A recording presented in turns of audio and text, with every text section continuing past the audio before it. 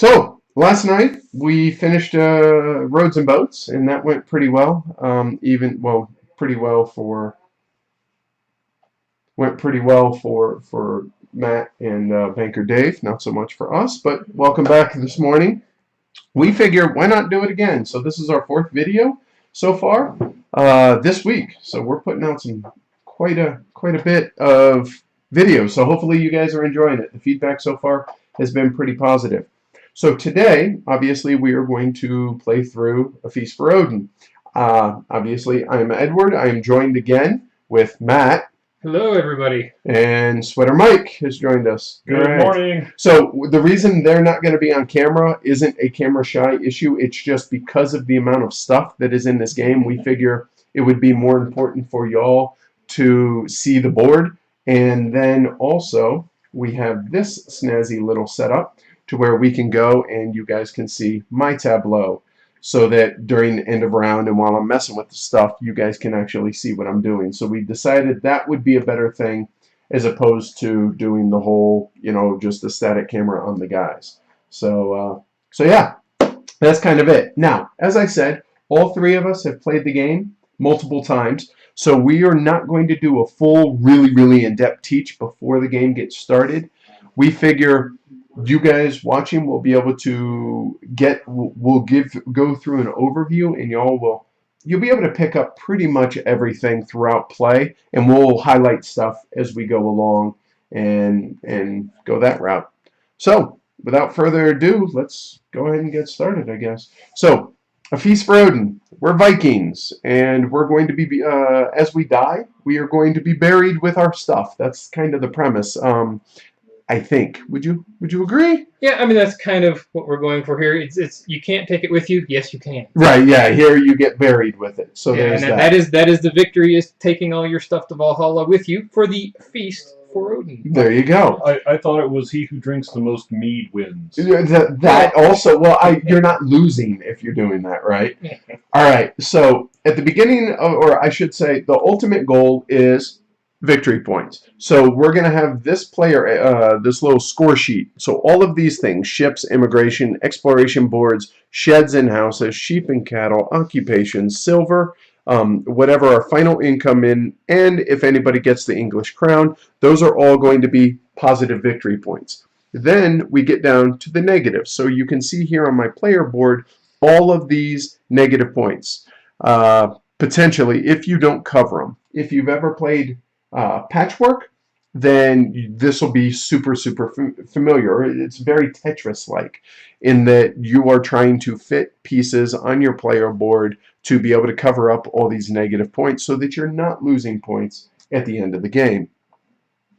That said, Patchwork actually came from this.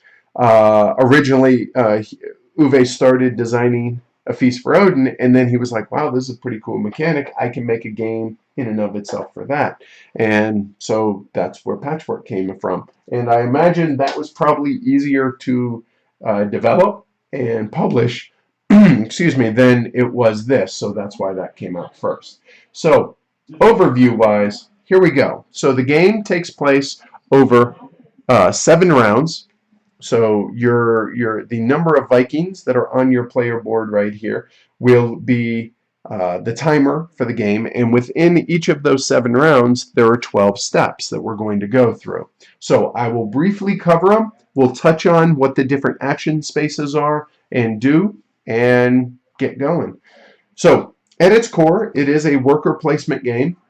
All of these places out here are going to be worker placement spots, and if Matt, you can show them. The first row will require 1 worker here.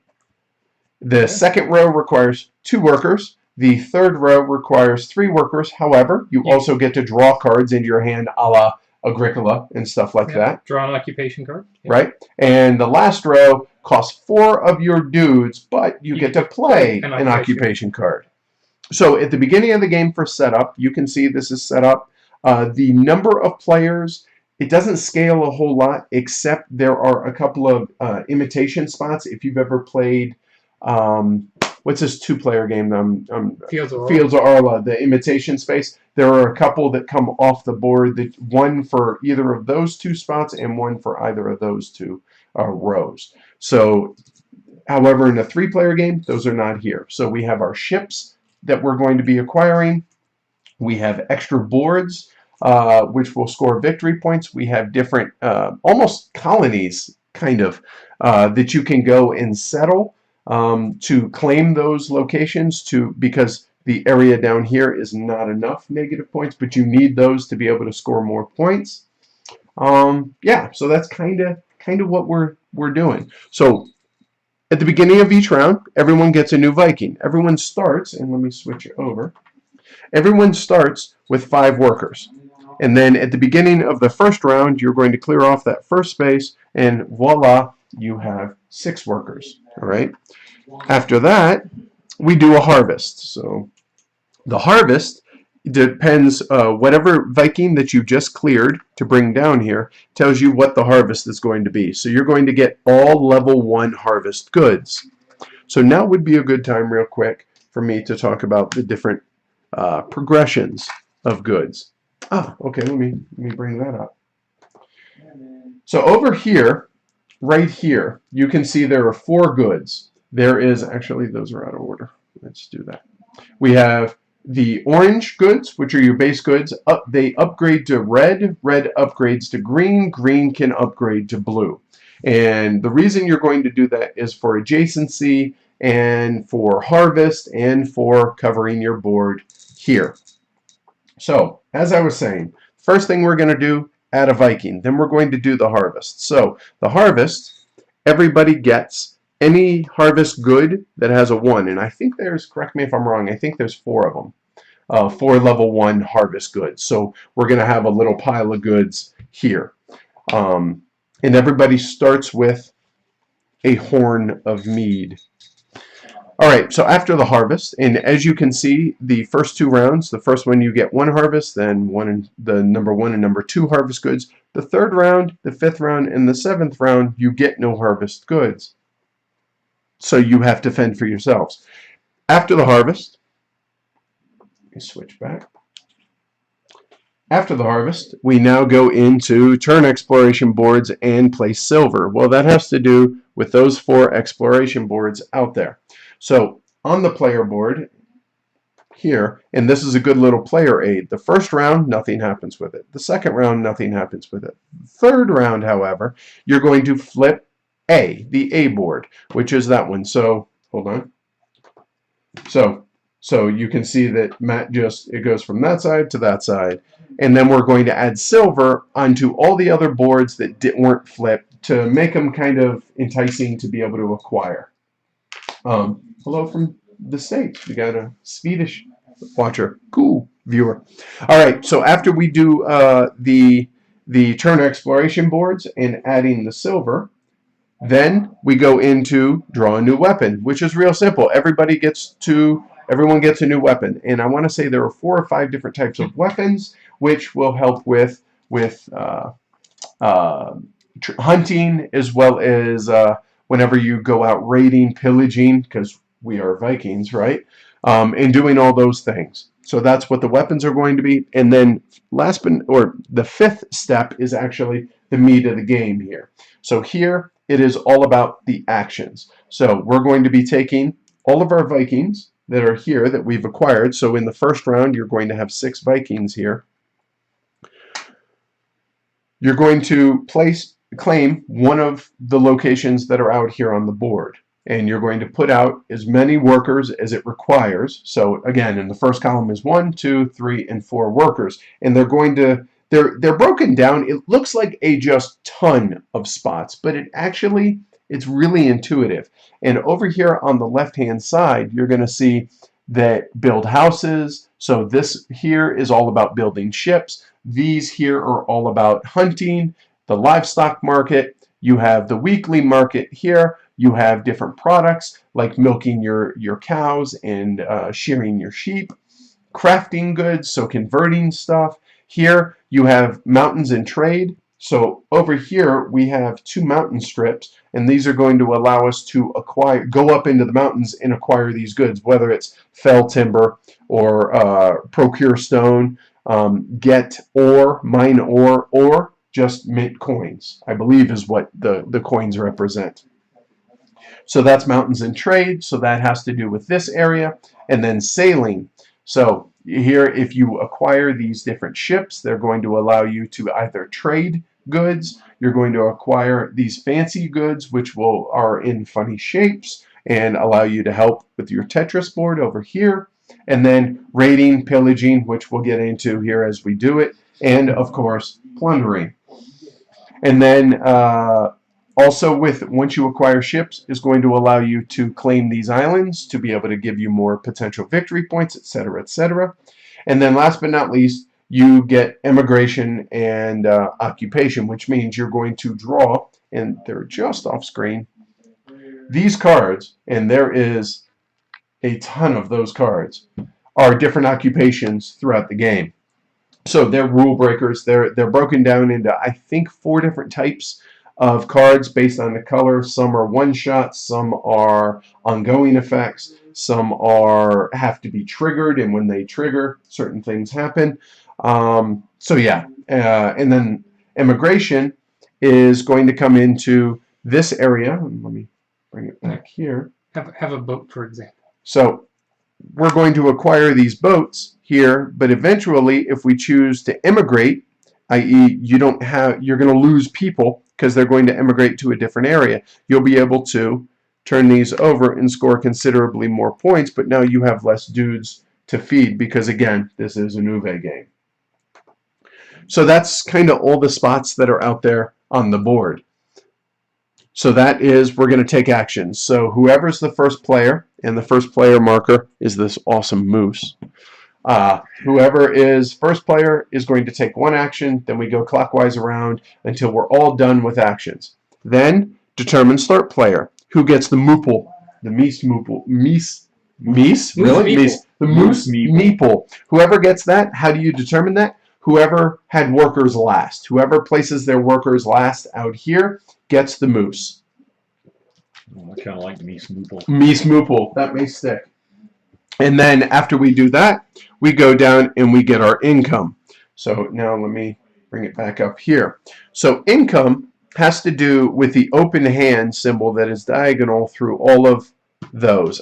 You start at 0 income and potentially can get up to 18 income. So how do you do that? You would think, oh, I just want to cover all of these as we go, and whatever's exposed is what you get. Yes and no.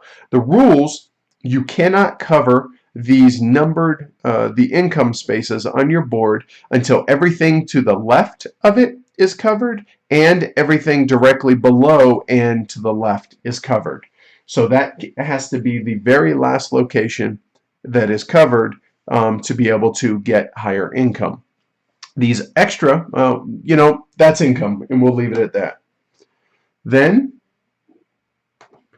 we move down to animal breeding. If you have multiple sheep or multiple cows, which go here on your player board, then they have babies. Then we have the feast. All right, so on the feast, any of these exposed areas, which obviously gets more and more as you acquire new Vikings at the beginning of every turn, if I can draw your attention to this area on the player board right here. What this shows is the Vikings are hungry and they want orange goods and they want red goods. However, orange goods cannot touch orange goods. Red goods cannot touch red goods, but they will take money. I don't know if maybe they're going out to have fast food, have a dinner out, so they don't mind the money. So we're going to be placing these things out here like this, out here to cover up all those spots. If there is any spot location that is not covered at the end of the feast, then you're going to get a negative. So these are kind of like the beggar cards in Agricola, to where that -3 points and you can never get rid of it. However, I'll be honest, that's pretty rare, at least after your first, even during your first game. That's going to be pretty rare that you can't do that. Yeah, the harvest is pretty forgiving. Right. As long as you don't spend them frivolously. One thing to point out, they don't like multiples of the same thing. So if we were to do something like this, which that's allowed because the reds are not touching. However, the second one and subsequent that you want to place out here have to be turned sideways, so they cover less spots. So that's just something to be aware of. Make sure that I'm not cheating throughout the game, which I want to do, usually on accident. So that's the feast. Then the bonus is down here, and let me bring it back over to here. So we talked about income, and those have to be the last ones that you cover on your board. However, there are all these little goodies that are out here on your board as well. So here's a stone, here's a horn of mead, that's a wood, an ore, that's a rune, which is a blue item out here. So these you can freely cover up if you wish to cover these up. However, if you completely encapsulate them and surround them, meaning all 8 squares around it, if you surround it, these do not have to be covered, and then when we get to the bonus step of the round, then you get those bonus items. So cool, benefit to you. However, I can make an argument that, yeah, it's not worth it, and I could make an argument that if you waste too much effort trying to surround it as opposed to just covering it, you kind of get lost in the weeds and you fall behind. So it's a teaser, and you have to determine whether or not that's something that you want to mess with. So after the bonus, then we do maintenance, update and add new mountain strips. And correct me if I'm wrong, but I think it's the leftmost 1 item, or is it leftmost 2? 1. Leftmost 1 of the whatever it is goes away, back to the kitty. Oops. And if there is only money left, then the mountain strip comes off, and then after that we're going to add 1 mountain strip every round. So potentially there's going to be multiples out here, but it could be that there's only 1 mountain strip left. And then last but not least, take all your dudes back from the board, take them back, put them back into the circle, and then do it all over again. And that's, I mean, there's a lot of little things here and there throughout, but I'll be honest, that's pretty much it. Anything else I should highlight that I didn't? Everything else we'll get to when we do it. Okay. And we can probably start there. Okay. All right. So let's reset my board up. Okay. There is a couple variants, homemade variants that we do. So the first and foremost, the first thing is actually point to the game setup. So the game says that you're going to get 1 of each of these 3 weapons. So good, we stick with that. But it also says you get 1 horn of mead down here, which everyone has. But it also says that you get 1 of these the starter occupation cards. So if you, let me bring these up over here so you all can see them. So this whole stack is occupation cards, starter occupation cards. And the game says to deal 1 to every player.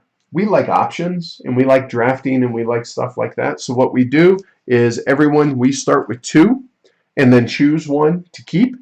And then after that, we discard that. Then, believe it or not, this entire stack of cards goes out of the game. It's just for the starter stuff.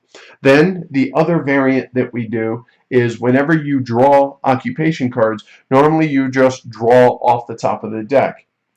We don't like that complete randomness, so one little house rule that we do is we have a little display of 3 cards that you can choose from, or 1 from the top if you don't like any of those. So it just kind of, it offsets a little bit of the randomness that we choose to do. It's not in the rules, it's not anything like that, so on and so forth. So, thanks.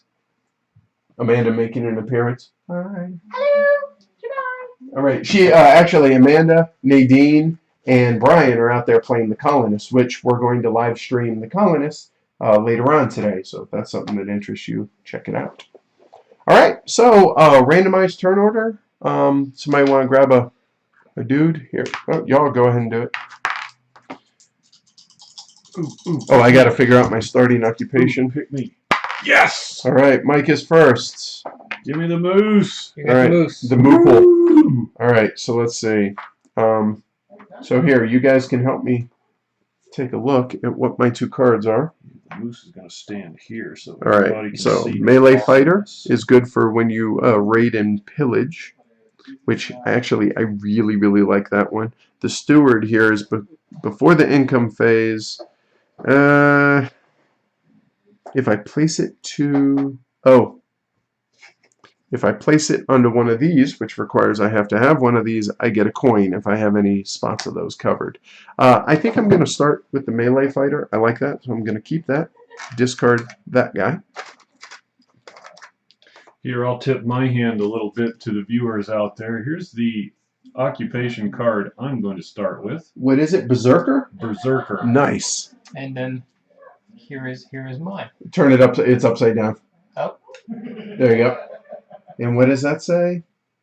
I can't read it.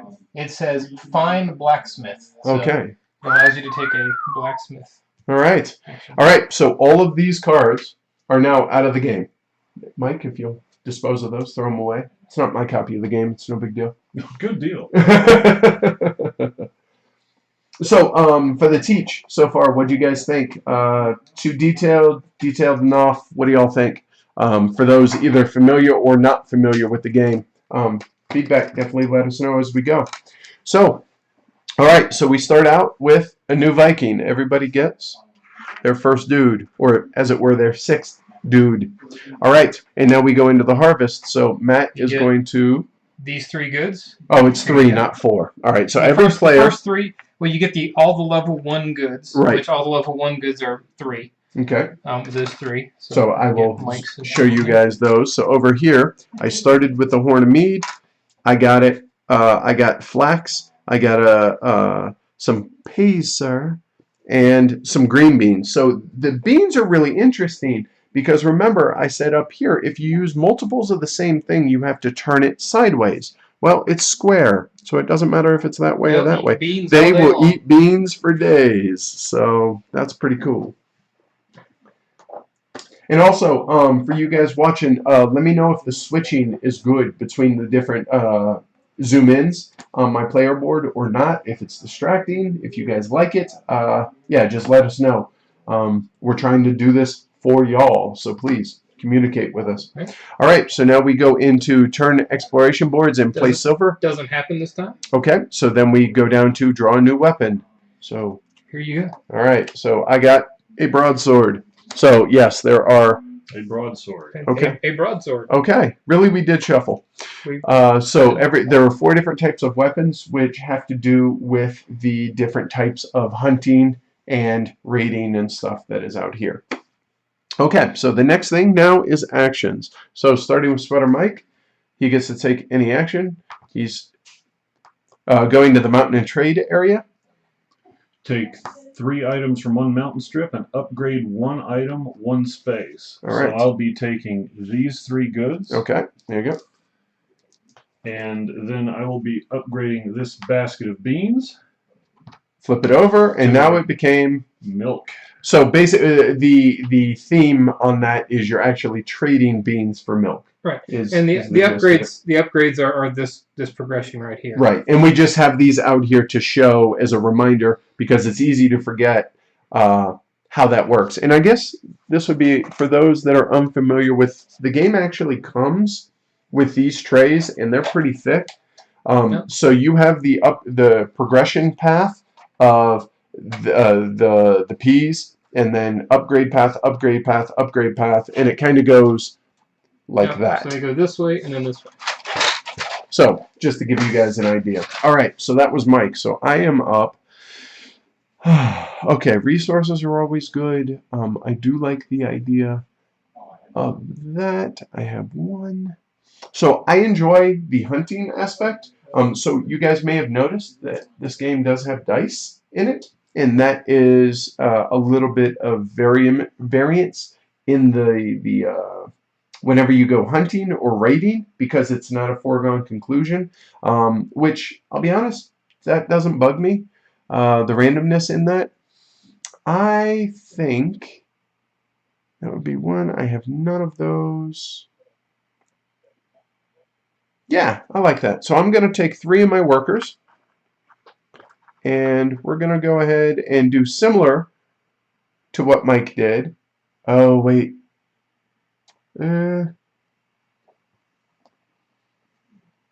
Two. You know what? Better yet, I will only take 2 workers, and I'm going to go just where Mike did, and that allows me to get 3 wood, 1 per player, and an ore. So I'll take an ore and 3 wood. And because it doesn't say from the mountain strip, I get to just take it from the supply. And that's it. The third player is very happy that you did not take from the mountain strip. Oh, just one dude there. And take 2 wood. Yeah. Must be from 1 mountain strip. From 1, yeah. There is a location out here that you take 3 from 1 mountain strip, 2 from another mountain strip, but yeah. All right. So now back to Mike. He's putting out 3 dudes. 2 wood buys a long ship. Yep. Which is a attack vessel. And there you go. Which right now currently is worth 8 victory points. It also has room on it for ore, which helps with his attacking whenever he uses that to come out and raid and pillage. All right. Also, Mike, you get to draw a card. Oh. So you have the sower, fish cook, or the beach raider, which kind of goes in. Yeah, let's just go all in on this whole violence thing. Okay, and Earl of Lade came out. The number of Vikings in your thing square becomes exactly 3. Actually, you guys have the reference book over there. It lists. This is a thing, isn't it? What card number is that? All right, so while you guys are looking that up, I will take a look at... That's a new one, which we haven't been through all these cards yet because there were so many, so they do have numbers on them for reference. They do, and that is 168 Charlie. So we got wood. All right, so I'm going to go ahead and go hunting now. So, yeah.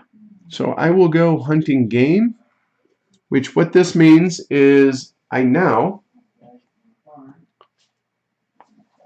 and thanks to Jason Dinger for the cool little dice trays, so I have to roll a number using an 8-sided die, and to reach that number, I have to spend that amount of bows that I have over here, as well as any number of wood and any mix of that. So obviously rolling low with an orange die is going to be good.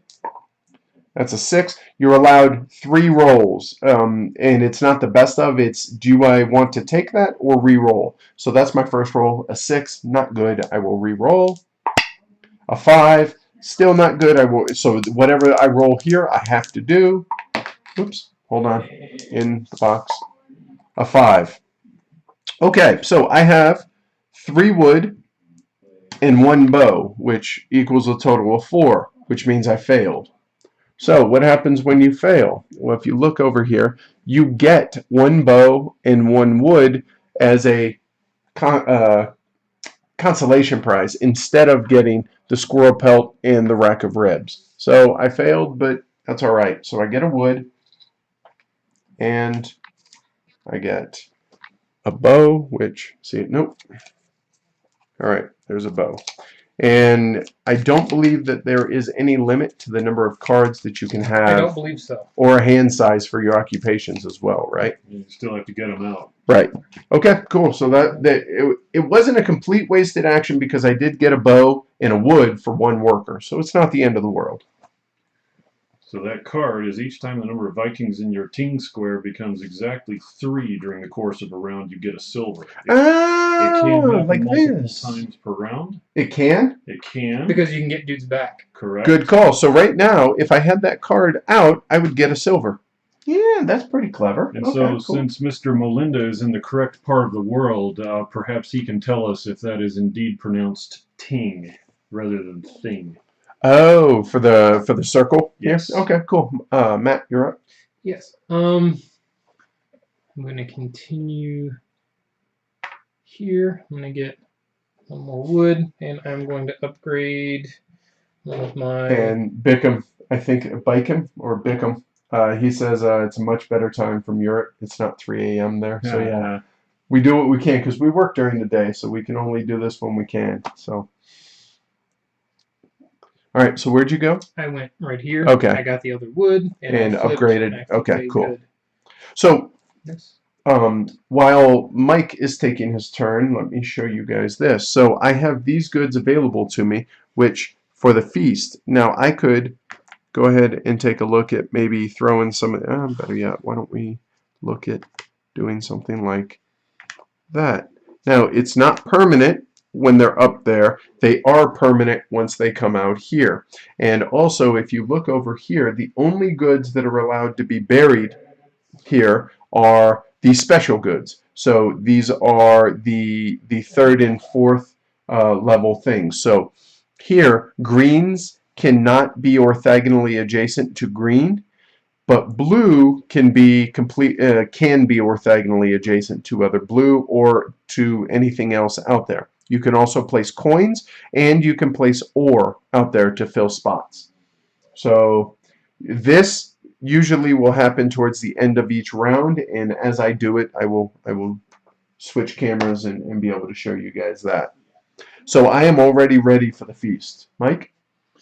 My last Viking, we're going raiding. All right, so raiding here requires the orange die. He's using broadswords and stone. So if he rolls something, how many stone do you have? How many broadswords? I have 1 broadsword and 1 stone. So he's just going to risk it. He does have a ship, which is a requirement, but he can't use any of the ore that's on it, which he has no ore on his anyway.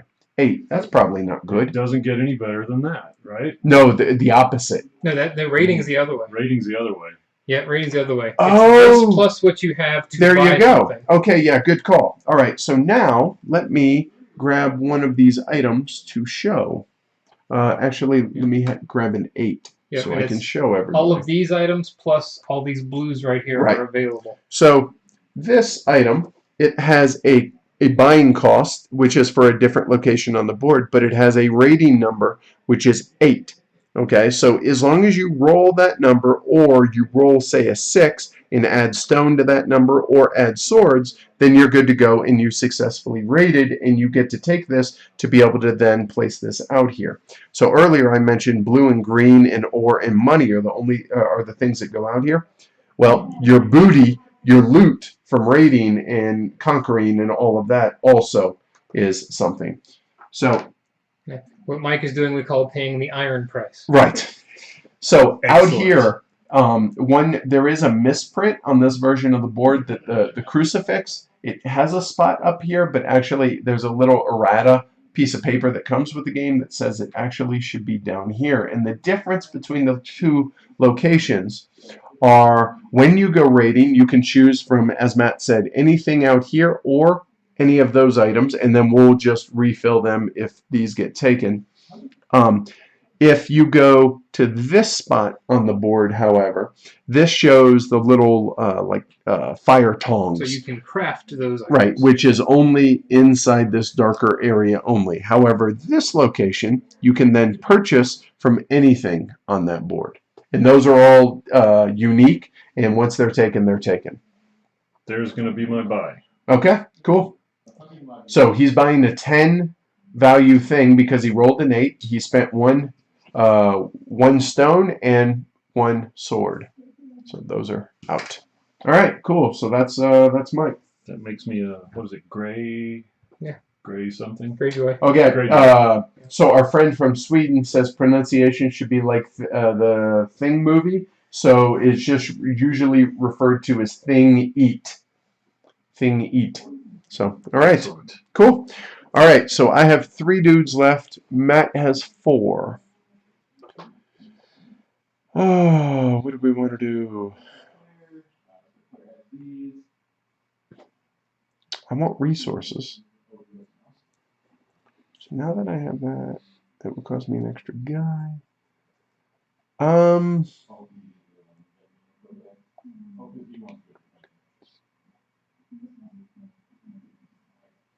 Okay, I'm going to take one of my guys, place it out here, and get a whaling ship. So that requires 1 wood to build it. And my whaling ship. Woot. There we go. And it comes stocked with one ore, which is going to help with out here for when you're whaling, which we'll get into here in a little bit. All right, Matt, you're up. All right.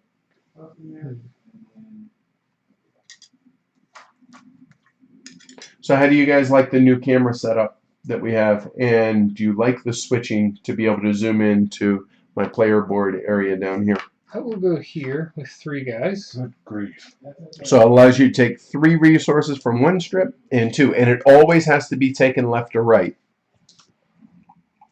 So all the stone. Going in on the stone a little. Yep, he's Yeah, all in there. let's see. All right, Mike, you're And- out of workers. And I get to pick. You do, of correct. these. So while you're doing that, I'll go ahead and keep going.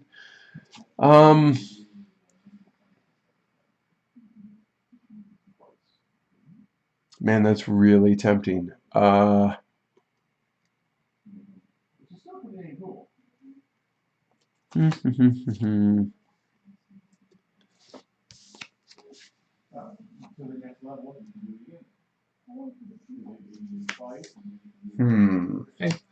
will take the one with 3. Okay. Refill the cards, please, sir.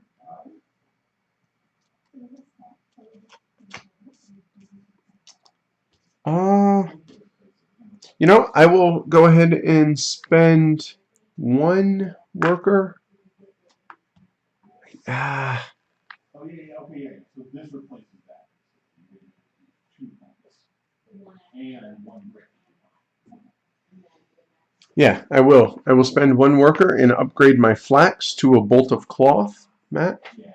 So whatever level you're on that. All right, so now I have a bolt of cloth, which, if I wish, I can now place over here to be able to get my engine going for income. Matt, you're up.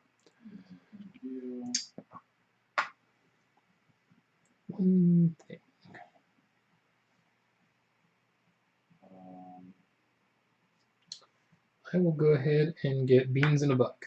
All right, that was another option I was looking at, but that removes that. So now we know, no, he doesn't change yet, but we know I'm the only one with a worker left at this point, so I'm going to get the moople. So I will be first next round. So I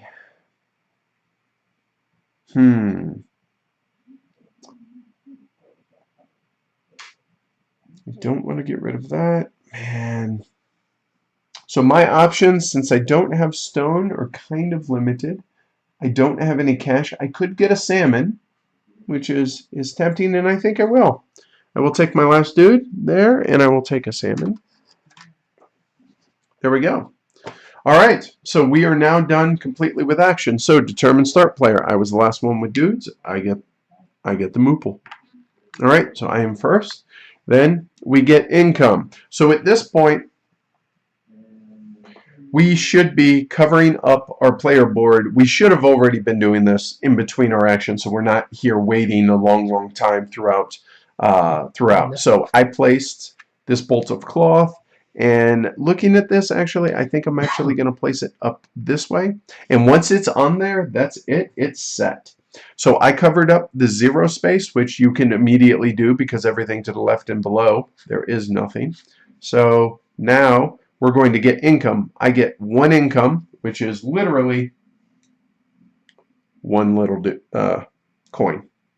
And they come in 2s, in 4s, and in 10s. And you can exchange those freely as you wish, but it just makes it, oh, I'm going to use that there, so I don't have 10 little singles on it.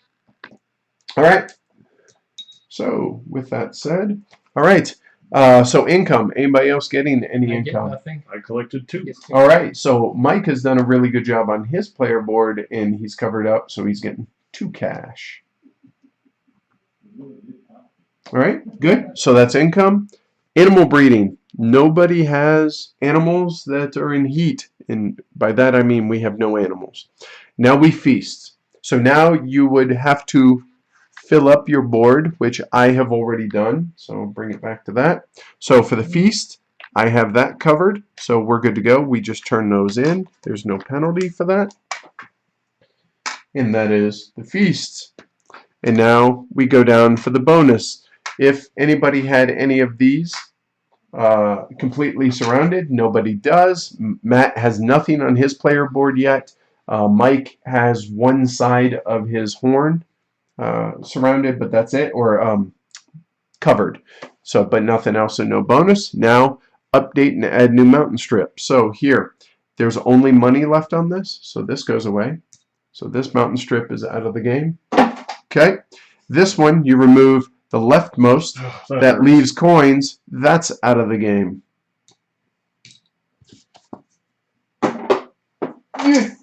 I'll get that. We need a new strip. So one new strip, and they are subtly different. The amount of wood, if you notice, some of them have 3 stone, etc., etc. Let me go grab that. All right. It's hard to see that ore go away. I have some. I'm okay with that. What? All right. So we have 4 wood, a new stone, an ore, and 2 cash. Cash money. All right. So then remove placed Vikings from the action board. Bring your dudes home so they come back to the circle. All right. And then we do it again. So we are 1/7 of the way through the game. So we start back up here at the top. Everybody gets a new Viking. And then we get the harvest, which is the level 1 and level 2 items. So Matt, if you want to show everybody the overhead. All right, so now we're getting 4 items. So we get all the 1s and all the 2s. So while you're doing that, I will show that again. Okay, so we have here are the 3 level 1s that I just got, and the level 2 that just got.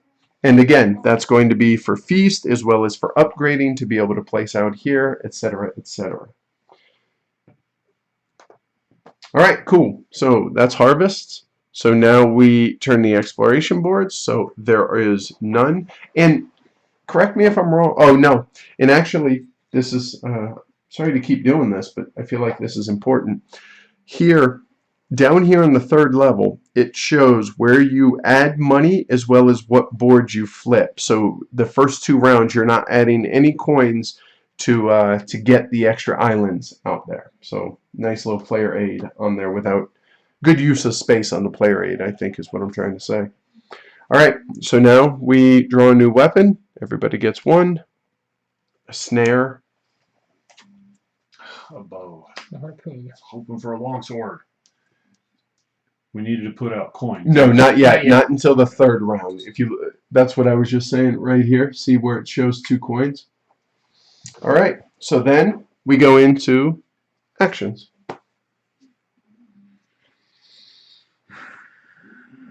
Yeah.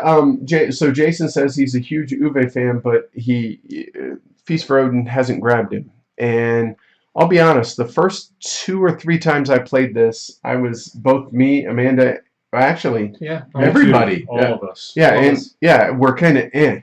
And I'm never going to be like, yes, I cannot wait to play Odin.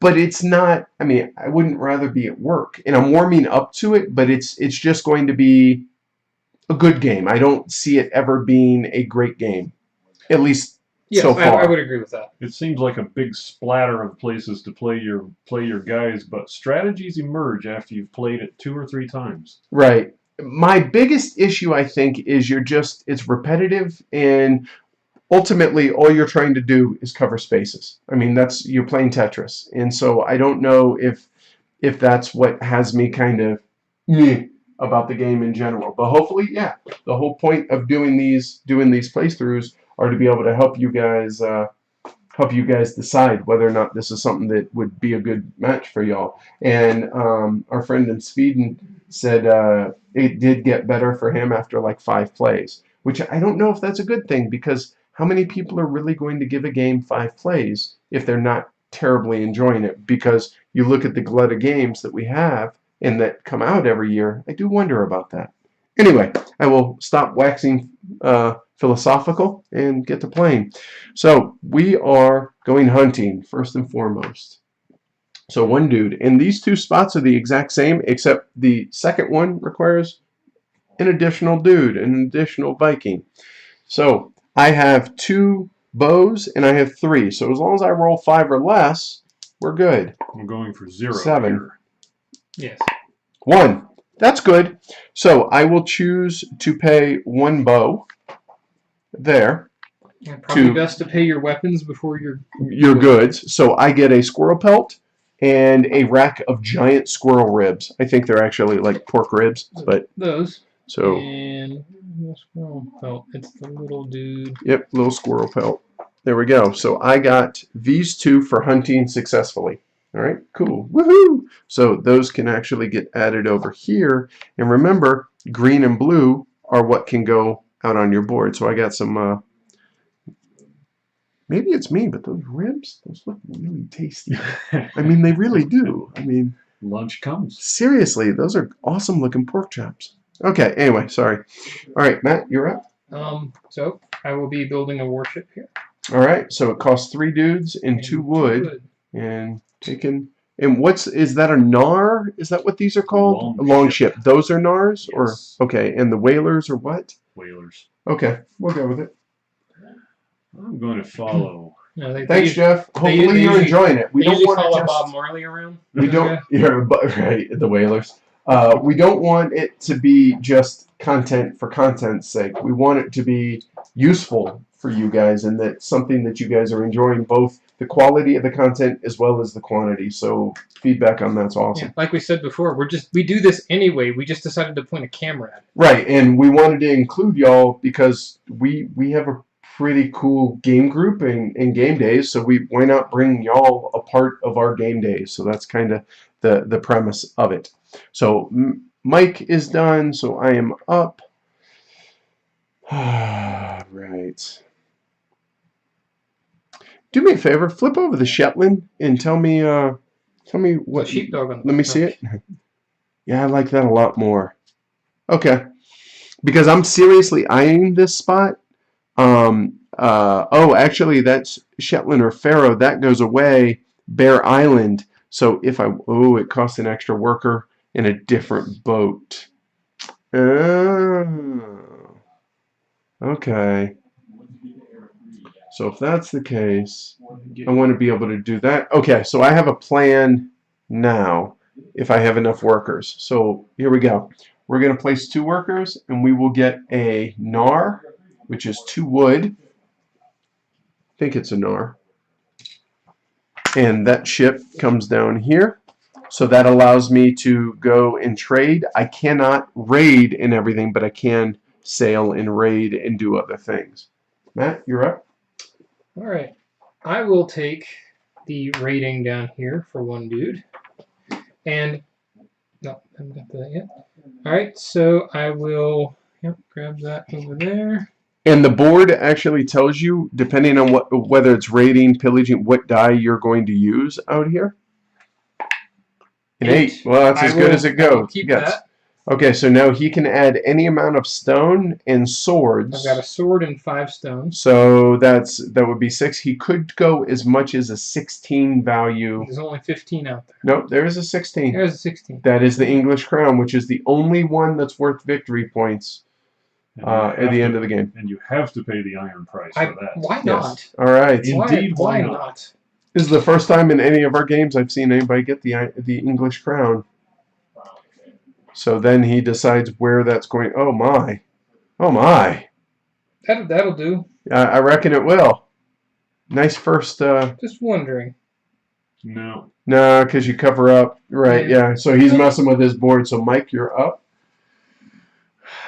PAX Renaissance. That's something that we absolutely could do. We might do that either next Saturday or the following when we have our buddy Mark over. I think that'd be awesome. He's to do a becoming our playthrough. Ickland expert. Yeah, Eklund / Coworley. All right, we're going pillaging, Okay, and we're going with a die 12 right. and a longship with 1 oar aboard. All right. However, we have no broadswords and no stone, so what you see is what I get. +1 though, actually, because True. of True. your oar. Now, any roll of is it 5 or less is an automatic failure. Yeah, 5 or less is an automatic failure. That's an 11. That's probably So pretty 12. good. Yeah, that's a 12 actually I because forgot he one has one small or. step on my first play with 3. I forgot to pick a card. Good I'm call. going to decline to press my luck any further and take 12 and like it. All right. I will make my... Oh. Now, when he makes this choice, it is for one item and one item only. It cannot be like, oh, a 6 and a 6. No, it is one item. So whether it's one of these guys, he could get an 8 even though he has a 12, but that's the only item that he's going to be able to get. I'm going to take this chalice. Okay. Cool. And also, had Mike failed, he would have gotten a sword and a stone, and in addition to that, at the bottom of this, it shows that you get to take one dude back. So he gets a Viking back to put back into his circle. There you go. Yeah. So now he is completely surrounded that Horn of Mead, so every round now he is going to get that mead. And in addition to that, he's getting 3 income. So good job, Mike. All right, so we got that ship for a reason. I wanted to be able to do that. So we're good to go on there. I have 1 coin. Ooh.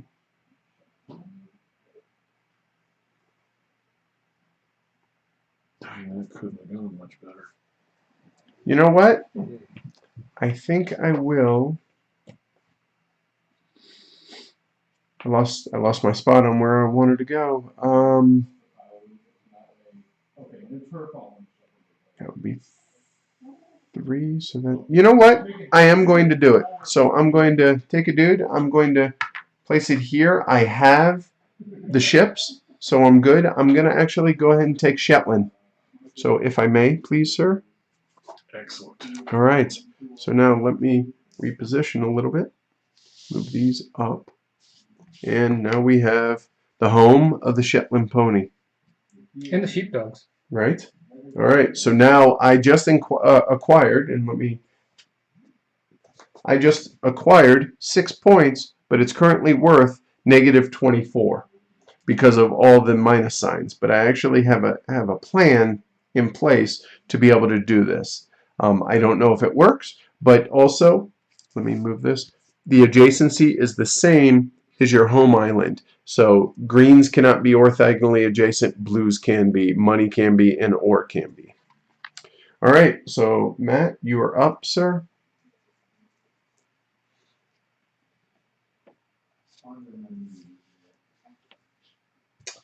Yes. I know exactly what I need to do. I just need to make sure you guys don't mess it up. 2 items.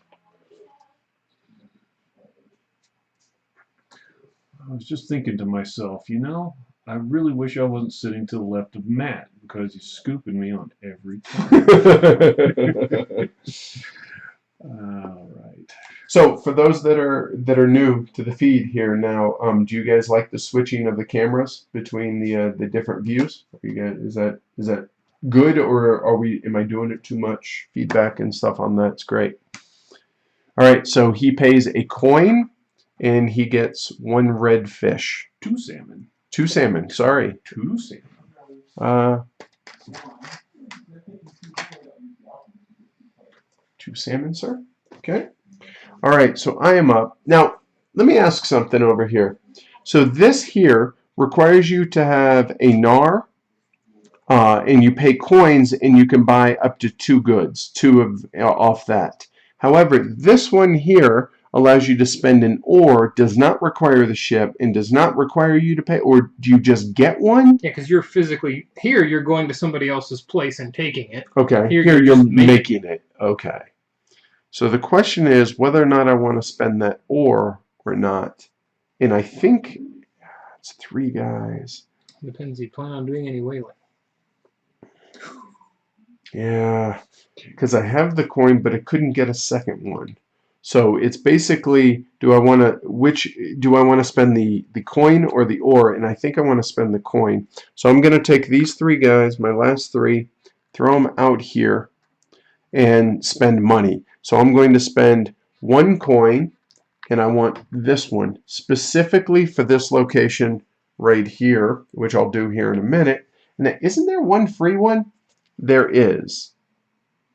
And I will take that one, which is free. Okay, so now I bought these two. This one cost 0 coins. This one cost 1 coin. So now over here, I wanted the helmet specifically to be able to go into that location, which gets me 2 income every round. And this one was just a nice little bonus that I haven't figured out what exactly I want to do with this yet. So, all right, Matt, you're up. All right. I'm going to go here and upgrade 3 goods. So this will turn into a green, this turns into a green, and this turns into a red. All right, here's the first time I've ever seen this space played. Play 1 or 2 cards for 2 workers. Okay. The Berserker and the Beach Raider. Nice. Keeping to theme.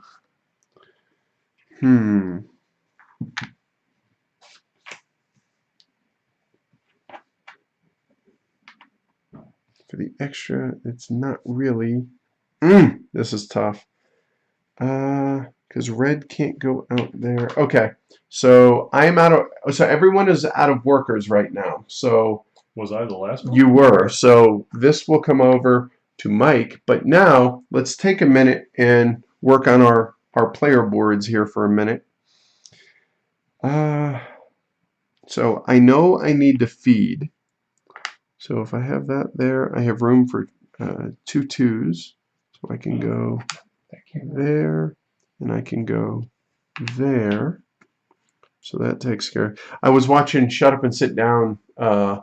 Paul did the entire video himself from Shut Up and Sit Down. And at the beginning, he went into his fridge, and he had all these different things like, you know, frozen meat, and he had peas, and he was rearranging them on the table for the order to represent what he was doing there. I got a kick out of that. I thought that was pretty funny. So now I have, basically, I have that and I have that between my player boards if I want to place them out here. In a perfect world, I would be able to do something like this, because then that covers up those, but I can't do that because I have that one space right there, which I could cover with this but I feel like right now that's just a piss poor use of that. And I can't put this down here for that because it can't be adjacent, because greens can't be adjacent, orthogonally adjacent to one another. I could put this over here, but it would cover up the beans, which I don't want. So yeah, I think what I'm going to do is I'm going to put the squirrel pelt out here. It doesn't really get me anything right now, but at least it has me to where I'm working towards the boar ribs. And you know, that's something. And you can place these out here wherever and however you would like to do so at any point.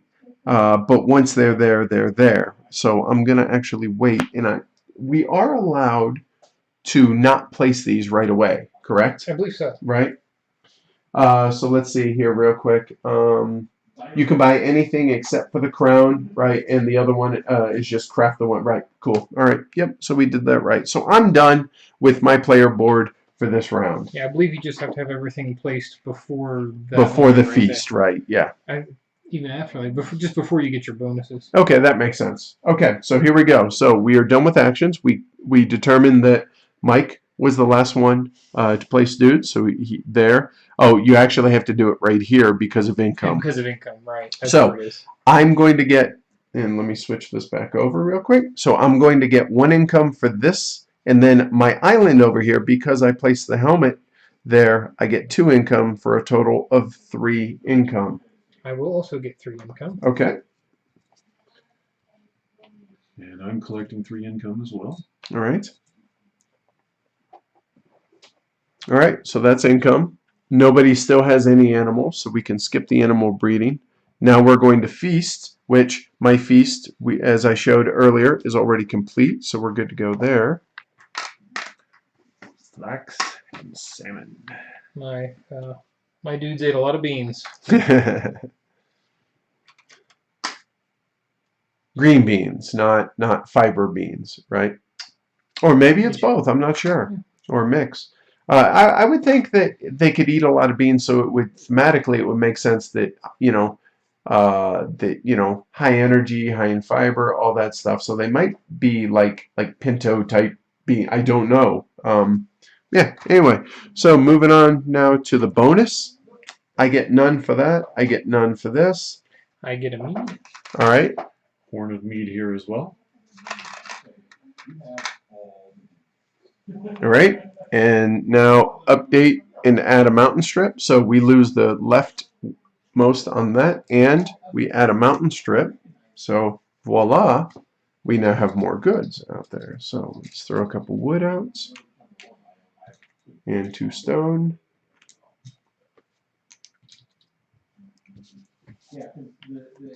All right. And then take your dudes back. Viking Raiders.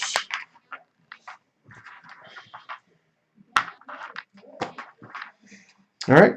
And now we go into the 3rd round. You get a new Viking. Then we do the harvest. Oh, so sorry. So now, round 3, there's no harvest. But we flip card A. Well, actually, we don't. Because I took, right here, I took card A. It shows. So we don't. However, we do add 2 coins onto each of the other boards, which Mike has already done. So there's 2 coins, 2 coins, 2 coins, and it's just incentive to get people to go and immigrate to those islands. All right, so after that's turn exploration boards and play silver, draw new weapons. I would prefer a spear. Broadsword. Oh, look at that. Got a spear. Perfect. Broadsword. A spear. All right. Which this card would be really beneficial for Mike right now. It allows you to use spears instead of longswords. Just twisting the knife a little bit. Actions. All right, starting with Mike. So if you notice, we're getting more workers in everything and be able to do more actions with our Vikings. However, we're having to feed more mouths. 2 wood. Here's 2 wood. Okay. For another long ship. All right.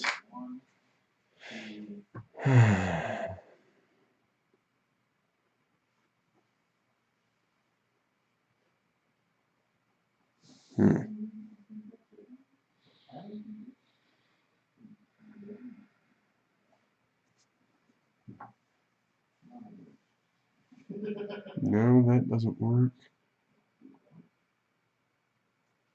You know, that really does. 2 and 9. Okay, so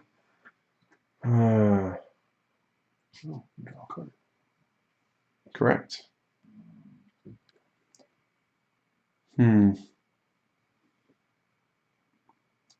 That actually, that's green. I can turn into blues. I like that idea.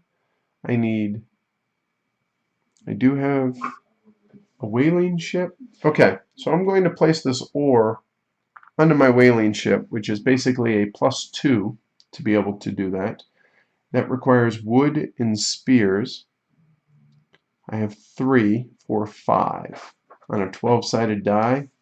I like my chances. We're going to go whaling. 1 chest. No. So, yeah. That's when I take the card. And then later. All right, so I'm going whaling. So I need the blue die, sir, please.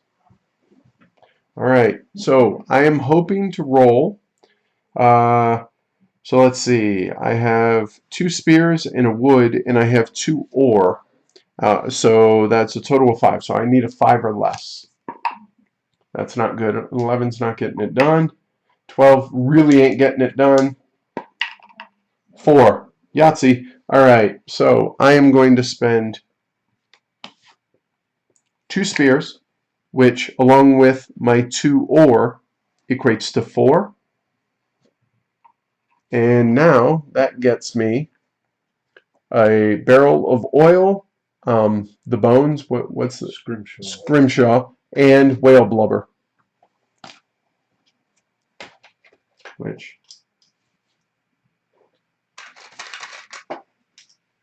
All right. On a long drive from Iowa, my son-in-law and I looked up all the uses for whales, and some of that, the bones Those. are used for corsets and all kinds of crazy stuff. Oh, you guys missed the roll. Sorry about that. But take my word for it. It was a 4.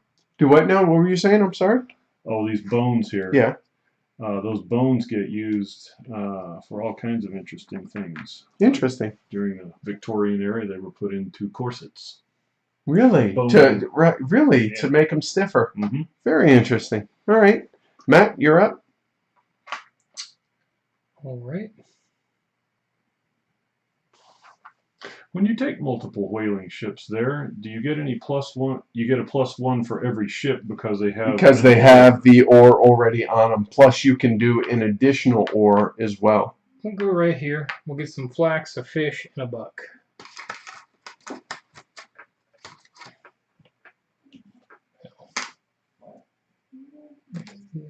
Oh, it's the same.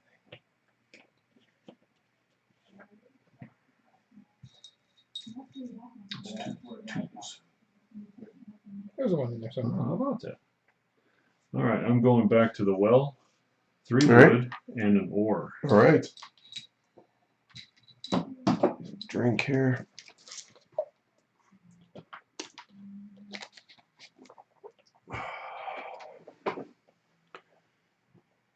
Yeah, I do like that idea. Okay, so oh, that's really good. Not yet, though.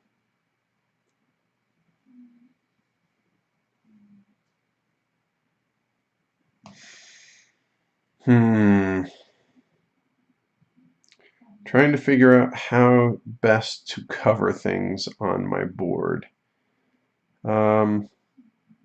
So, all right. So I'm going to take 1 worker, and I'm going to upgrade 2 items. So the whale blubber and the boar ribs both become the green items. Matt?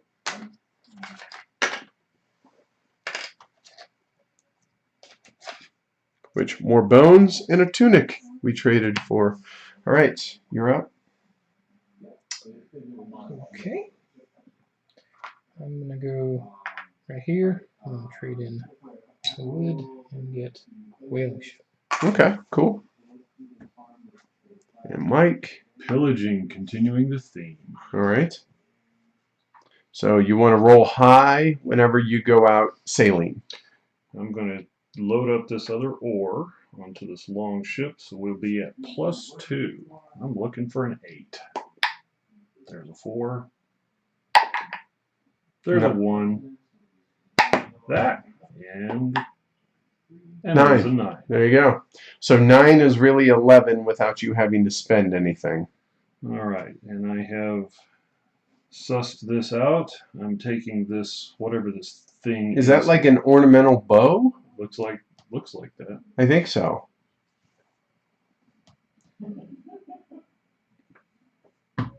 Very nice. Next. All right. So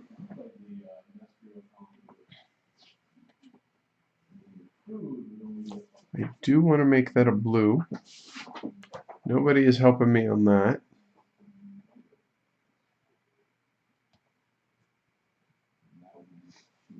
I will spend 1 dude, and I will upgrade 1 item and get 1 off of here. I will take the wood off of that one and then upgrade 1 item. I will upgrade this to a blue. Yeah, okay, I have a plan now. Matt?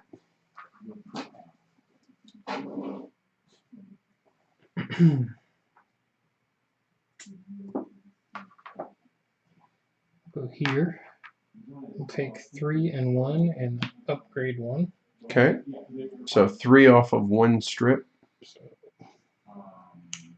That one.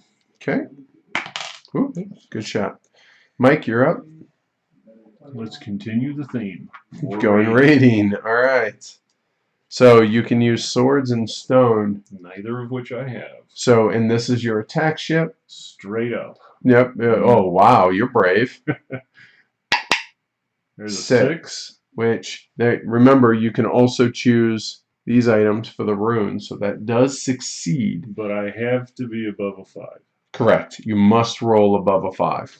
You know what? I'm going to press my luck. I really want an 8 here. So you have to roll a natural 8 to be able to get it. Yep. Wow. That's unlikely. Okay. Worst case scenario, I'm getting the broadsword and the stone. Right. There- 7. oh. So close. You really think, well, I mean, you got a, 1 in 8 shot. Yeah, well, you know what? We're going to stop there at 7. Okay. I don't think there's anything out there for a 7 anymore, so you can take silverware. Silverware. All right. So now that you did 3 and 2 or 4 and upgrade 2. I do have to be able to eat though, so be careful, Eddie. All right, so let me switch this over so you guys can see. So I have all of these items up here. The only ones of which I can eat with right now are the orange and the cash. And I really want to be able to, I want to be able to not use the 2 coins. In fact, we're going to trade that out for 2 individuals. Because what I want to be able to do is I want to be able to put the rune here, have 2 coins here so that I get the beans.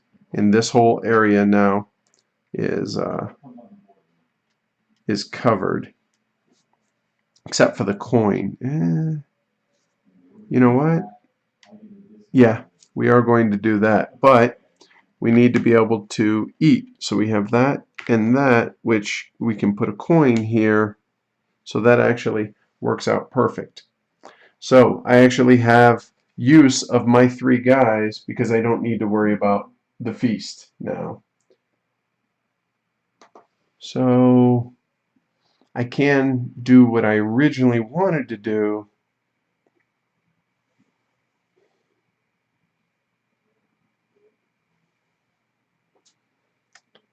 But do I want to do it?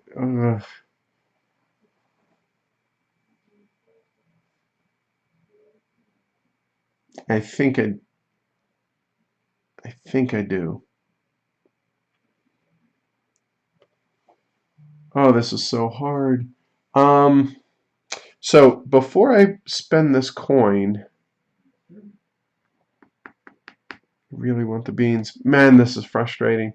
So what I'm thinking about is I want to go here, but I have to spend a coin, and I can upgrade any amount of different, meaning these 2, green items. But I don't think that's going to be the most efficient use, so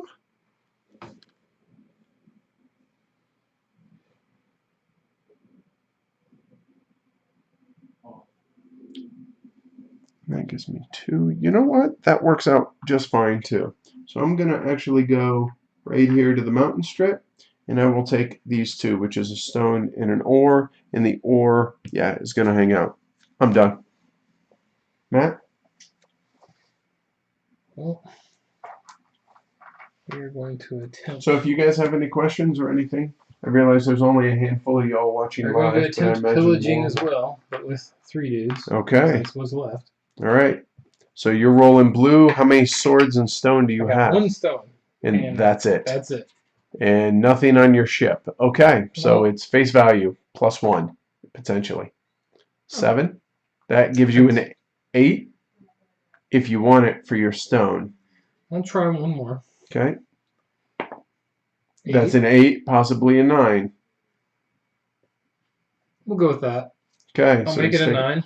Okay. And I'll take that guy right And if you would refill that when you're done. there. All right. Mike, you're out of workers. I'm out. Okay. So, and Matt is out of workers. So it's just me for these last 2. Right.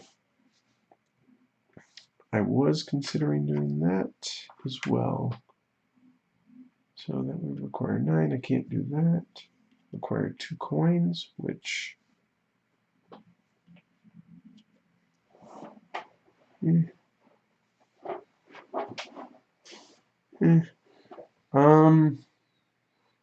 Oh, and actually, Matt, refill the 7 here. This the silverware as well, please. That's right, I took that. I do want to upgrade those because, especially the tunic, I want to upgrade to the chest side. So the problem is, I could upgrade all 3. You know what? Let's not overthink it. I will. So I'm going to take my last 2 workers, upgrade any 3 individual items 1 level, 1, 2, and 3, and now I'm out of workers. So determine start player. I was last to go, so I get the Moople. And now income. And now I'm going to need a minute to be able to do this. So the reason I wanted to do that is I wanted to be able to put the chest here so I could put any individuals there, but in hindsight, maybe I don't. We could put that guy right there. And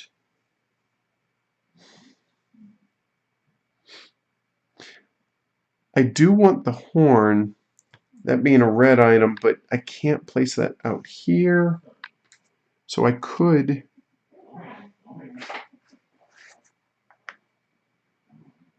that leaves room for 2 runes. If I did that, I could do something like this. Yeah.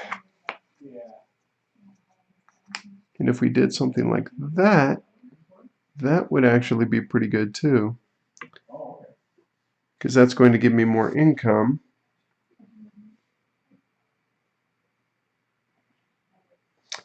And I am going to use my ore to place on there, so that completely covers that. So that's more income.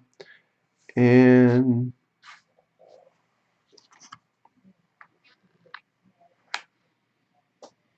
that way it gives us room for potentially leaving the wood out there. And then last but not least, I still got this and this. But to be honest with you, I think, so that's all the income, the 3 income that this board will ever give me. So at this point, all I'm doing is covering points at the end of the game. So yeah, we're just going to wait. That doesn't help me right now. So that's where we're at. So for income, I'm going to get $3 for that and $3 for that for a total of 6. And there's my $6, fellas. Y'all already got yours? 4. Okay, Mike? I have 4 as well. All right. So then animal breeding. Looks like nobody's going animal heavy, so not much going on there. And now we feast. I have mine finished without penalty. Flax, salmon, and peas. That sounds like a tasty little meal, right? I had flax, salmon, and mead. All right. Oh, something to wash it down with. All right. Then we go into the bonus. So I do get beans every turn now. I get Which those are going to come really handy for I get a feasting. mead and a wood. Alright, I get a mead and a stone. Okay. There's your mead. Thank you, sir. Okay. So that's the bonus. Update the mountain strip. So we take this ore off again. So this will go away. This strip, we take that wood away. So painful. There. And we add 1 more strip. 3 wood.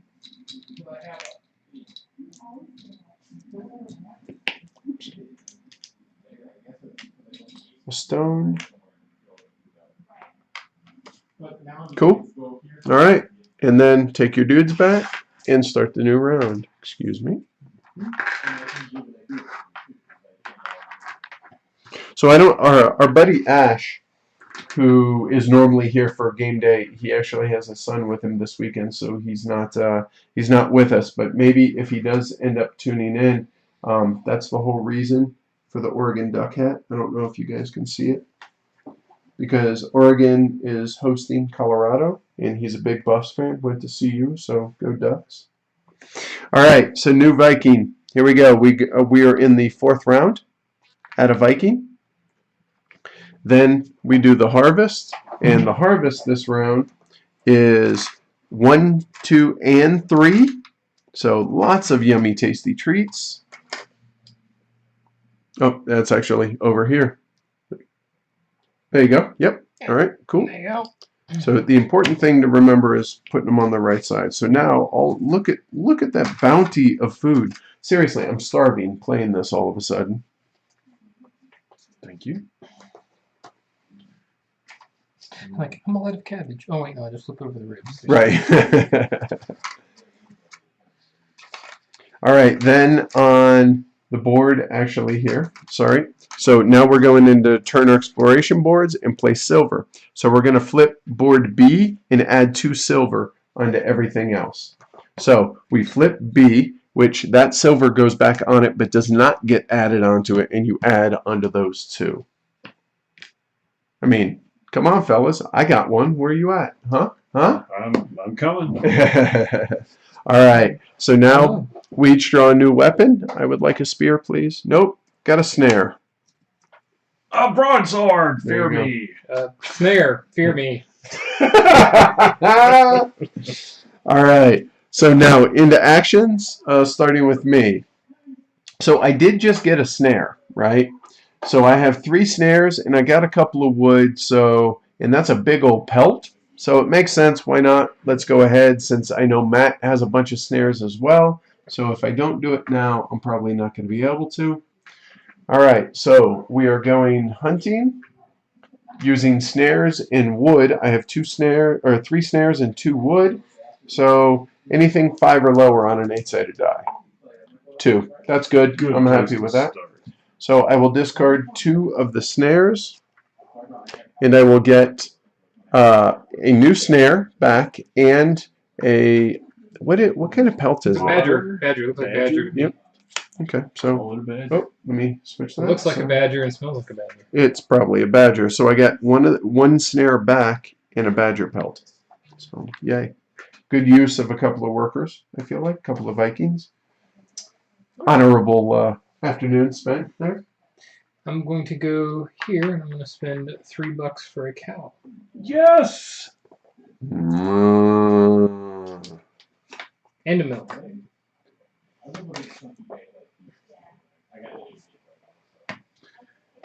Fear me. Longship. You're going heavy on those puppies, aren't you? Well, there is a reason. I have a feeling I know. Yeah, because that Speech card, yeah. Now kicks in. And what does that do?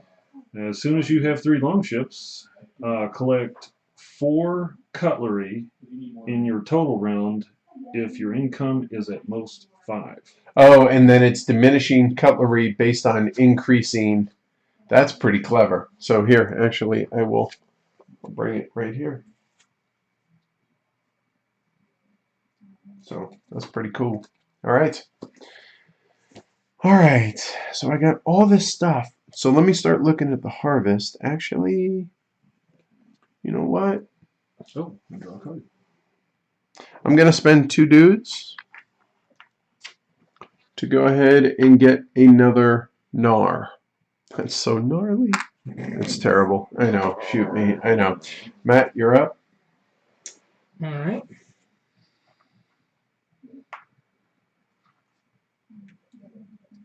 I has a plan. Don't mess with it. Please. There's one thing I need to look up real quick. And I can't really verbalize what it is I'm looking up yet. But we're going to get another cow.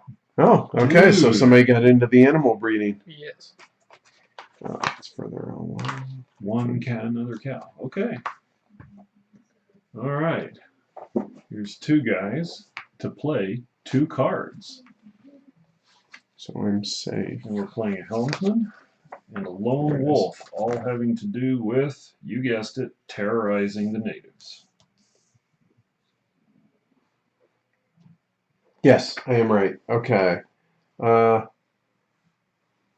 Okay. So you're done, right? Mm-hmm.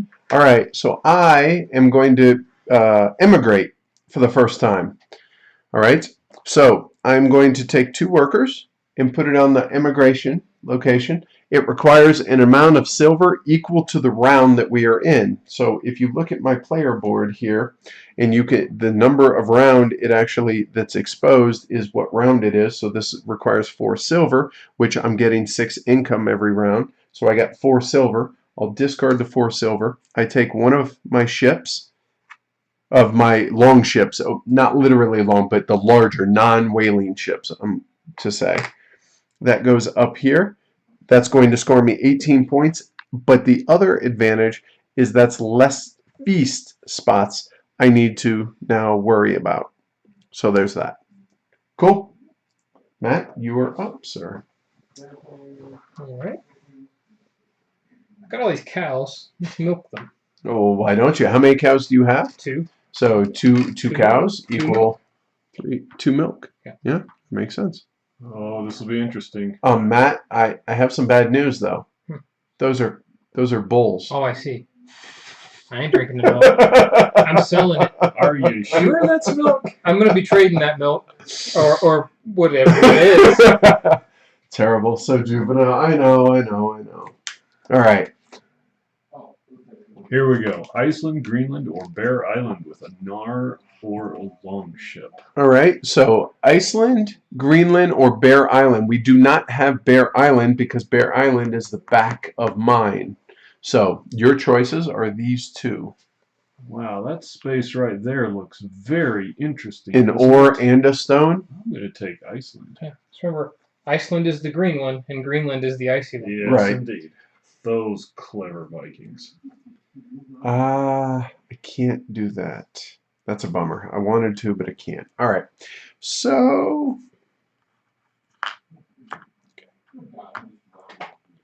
we got 3 dudes. I got all this stuff.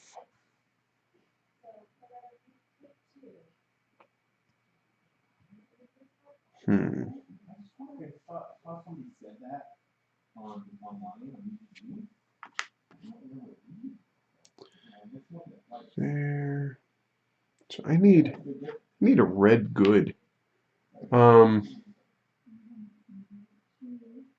know what? Sure. I'll just, yeah, well, I do have coins. Ooh, I like that. I'm gonna spend 1 dude. I will spend the 2 coins that I have left, and I will get 2 big old flat steaks. Which, these nice cuts of meat right there. So, and there's 2 of them. So that's going to help me for the next 2 harvests now, because on the next round there is no harvest. So, or for the feast, I mean. Sorry, Matt, go ahead. And that was worth the 2 coins and the 1 dude to be able to take care of that for the, I don't have to worry about it now. We'll upgrade 3 goods. So 3 And they must be 3 different goods. Are 3 different? No. Physical. Oh. They can't be. You can't upgrade the same good right. twice. Is what I'm saying. No, you're doing right. You're totally fine. Okay. Sorry, didn't mean to throw you off Well, there. I turned milk into linen. Well, no, you traded it. Yeah, I that traded makes sense. Mike.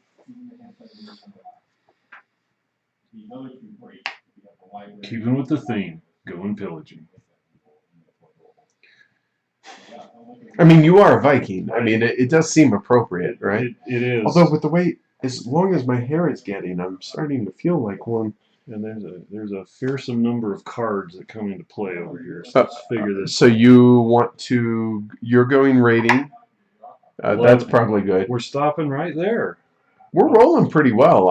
I'm the only one that's failed, and I only failed once. All right, so that is 13. Because you rolled an 11 and you have 2 ore on one of your ships, so that adds to that. And the most expensive thing on the board here is 13. Is this 11? Nope, 13. Oh. And 15 here as well. Yes, wonder. All right. Let me, I'll come back and take that. And if you succeed in raiding or pillaging using exactly 1 sword, gain a sword. Nope, no swords used. Oh, you could. I could use get to 14. Yep. And you And know the what? stone is 15. And the Yep. stone is 15. So stone 15. You get a the sword. back. Well, that works out well. Excellent. And is there anything else on your cards? Yes, the helmsman says if you use the longship, gain a weapon. All right. And what'd you get? Not a sword. A Spear. harpoon. All right. You're done, sir? I am done, thank you. All right. So what? Right. But I need coin to do that. I have no coin now. Grrr.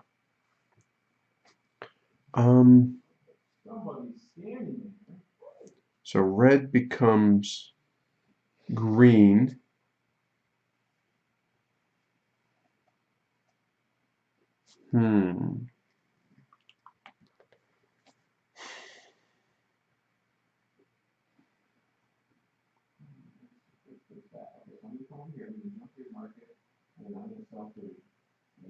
And like, okay, so Matt's got one worker left. Mike is out of workers.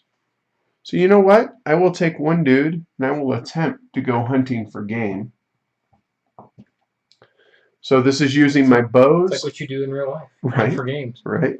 Boom. So I have one bow and 2 wood. So I need to roll a 3 or less to make this successful. 8 isn't successful. 1. That is very successful. All right. So I will get rid of my bow, and I will get squirrel and boar ribs.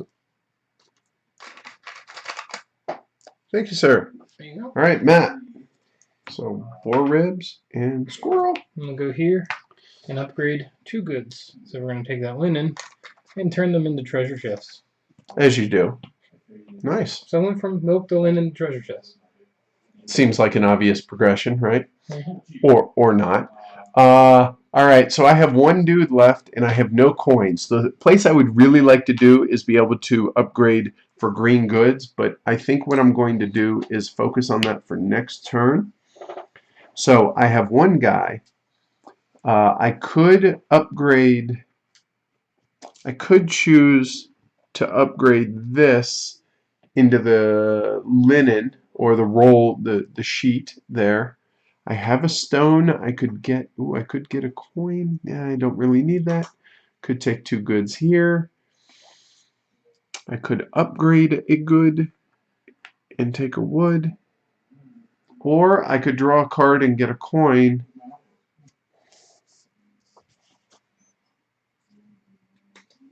So it's funny. I took this with the plan to go raiding and pillaging, and just it's never come into play. Let's see. The flax farmer. Bonus phase during which you have at least 7 Vikings on second column actions, you get a flax. That seems very, very specific. I could turn a stone. No, I could get a stone and a wood. So it's either get a stone or a wood, or draw a card and get one cash. And one thing we didn't mention is cash is victory points, because it's on a 1-to-1 basis in this game, and I think I will do that.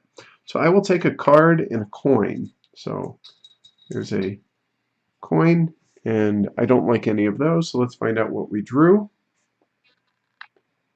It's foreign trader. Before overseas trading, upgrade 1 good. So overseas trading, what is overseas trading? You want to look that up for me? It's right. I mean, there's trade. I don't know which one exactly it is. It's card 37 alpha.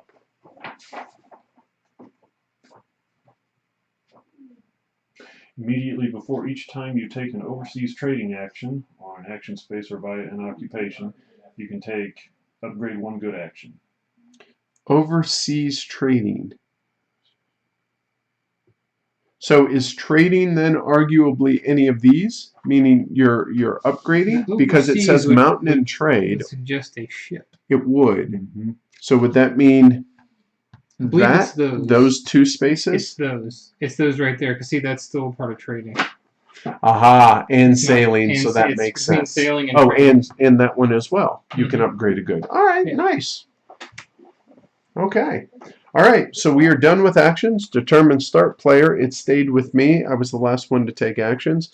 Income. And now we have all of this. So you guys want to do up your boards. I'm going to try and finagle, which I don't have a ton of choices. I really want to be able to get this rack of ribs here, but I don't see any way to make that happen because the only stuff I can place out there are these items over here. Go ahead. Oh, hold on. Let me switch so you can show it. Okay. The overseas trading actions are indeed the two spaces with the green equal sign. Okay. it's So those meaning two. those. Okay. Cool. Good catch. All right. So we have these items here that I can place out on my board to, in theory, help us procure goods. So one thing we could do, we could place this here and cover the stone, and then do something like this, but we can't cover that because that can't go next to those, so that won't work.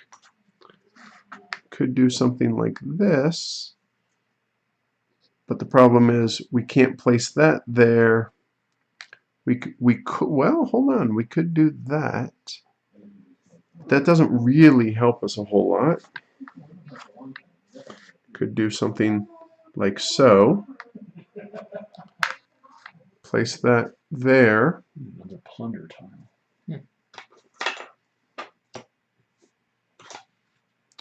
Or we could do something like this there.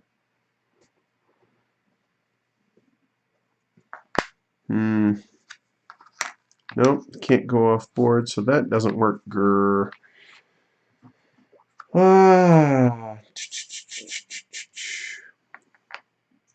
So we have that and that. That doesn't work.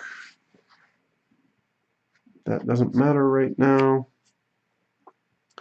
I think I do like the idea of keeping that as an option. Hold on, let me. So Mike is showing what he's done. So he's got coins everywhere, all along here. So he's got that oil barrel that he's going to get, and he's going to get the ore in the stone right there. Good job. So I am going to put that there. I think that would be a good use.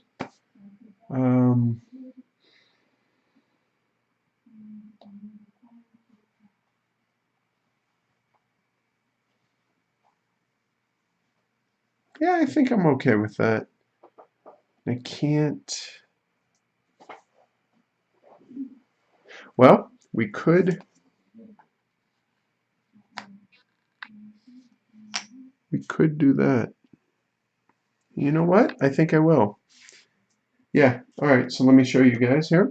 So we're going to put the necklace that we got there, and we are going to drop these down. It's covering the ore and the wood, but that's okay. So none of my green are orthogonally adjacent to one another. We're good to go. We put the squirrel pelt here, so it's not getting us any new goods, but it is getting us one more income. So we're going to try that and see how that goes. Yeah. All right. So that is income. So I'm getting 3 and 4, so 7 total. Fellas, what would you guys get? I got 5. Okay. And I collected 8. All right. 4 off of the main board and 4 from Iceland. Wow. Well done. All right. So now we go into animal breeding, and this is if you have 2, you flip one of them over, and it becomes pregnant. If it's pregnant the next turn, you get another one. Right. And then we feast. So I have my feast already good to go. I assume the fellas do as well. Yep. Yeah. There you go. And that one's going to come back to me. All right. So now we're going down into the bonus. And I get my green beans, which right here, because this is surrounded by coins up above and there. So we get 1 green bean. Which again, this is going to help with the feast. We have quite the gluttony here of feast items, which I then can hopefully upgrade later on. Mike gets a ton of stuff a horn of ale, 2 stone, 1 ore, and a barrel of oil. All right, so there's your barrel and horn, sir. Okay. Actually, I already have 1 horn over here. Cool. Welcome our new viewers. Hey, y'all. All right, what'd you get for bonus? I got a mead and a wood. Okay, all right. So update mountain strips. We remove that. We remove that. And now, because nobody was heavy on that this turn, we add a new one. And this one has quite a good mix of stuff.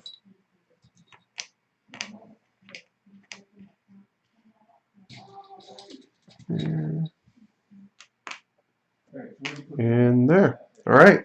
And then pull your Vikings back. Pull your homies.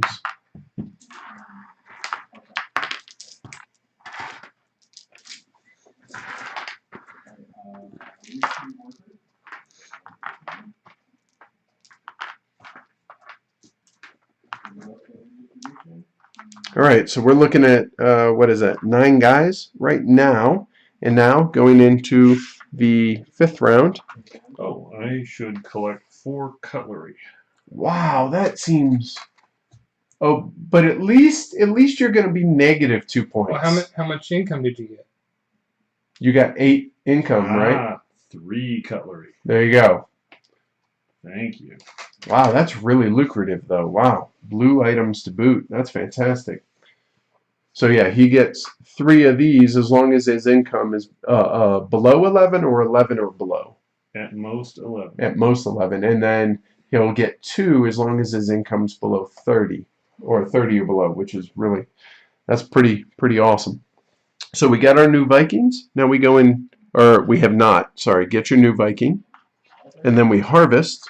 So here, so we're in the 5th round. There is no harvest. We're going to flip, not yet, flip board C and add $2 onto all the other cards. So we're flipping C.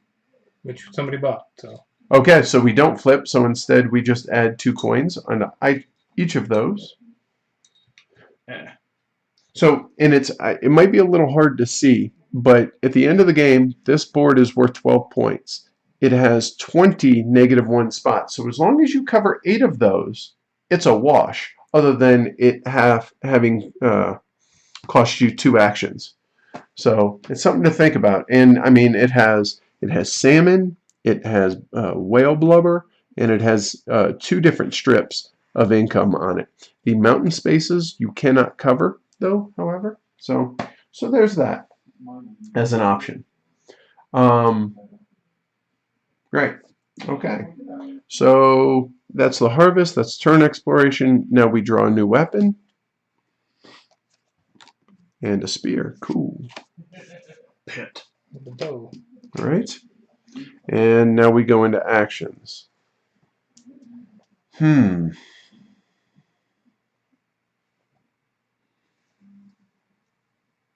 know?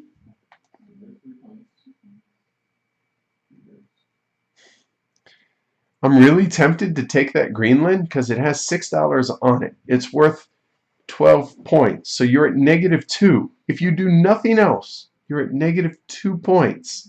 So that's awfully tempting. But man, that is a lot of spaces between that, and that to do.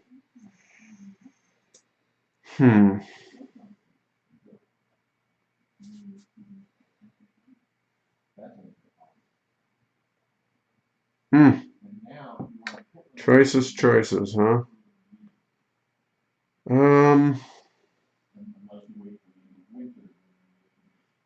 Well, can you? Why? Yeah, you can. Oh, sure you can. Yeah. You get the blue boat.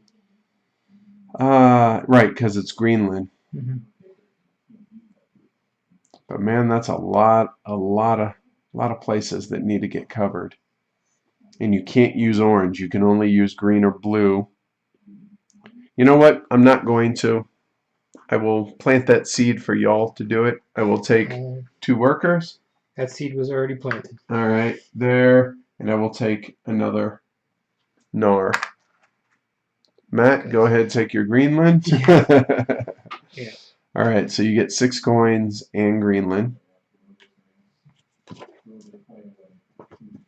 And Mike? Was not really expecting all of that. All right. Let's go and bust some heads. The nicest guy in our group, the most violent today. All right. So stone and swords. You have 1 sword and 2 stone, so that would be a total of 13, 14, 15 right there, which I don't think there's anything higher than 15. So Right, so we're going to Good stop enough. right there. so that's a 12 with your ore right now, which gets you anything on that board here except for this or this. These are the only two without spending any resources. 12, 13, 14, 15. No, 12, 13. And 2. Oh, no, that can go on there. So it's 13, Mm-hmm. 14, and 15. Okay, for the big, Plunder. yep, nice. Okay, and so, Grab another plunder, Matt. and so I succeeded in raiding or pillaging using exactly 1 sword, so it comes back. Exactly 1 sword. So you can't use 2 swords, can't use 0 swords. Must be 1. Okay. And I used a long ship, so draw a new weapon. So not Broadsword. very nice. That's pretty cool little hooyah you have there. Little combination. All right, so I'm up. I'm going to do the exact same thing I did last turn. I'm going to spend 2 workers. I'm going to emigrate with that new ship. That requires, let me switch over. That requires 5 coins now because this is a subsequent round. So there's 4 and 5. There and there. Flip one of these guys over. 18 points. Well, it's net 13 because the ship itself is worth 5, but that's less places I need to feed, so that's worth it. Matt, you're up. Okay.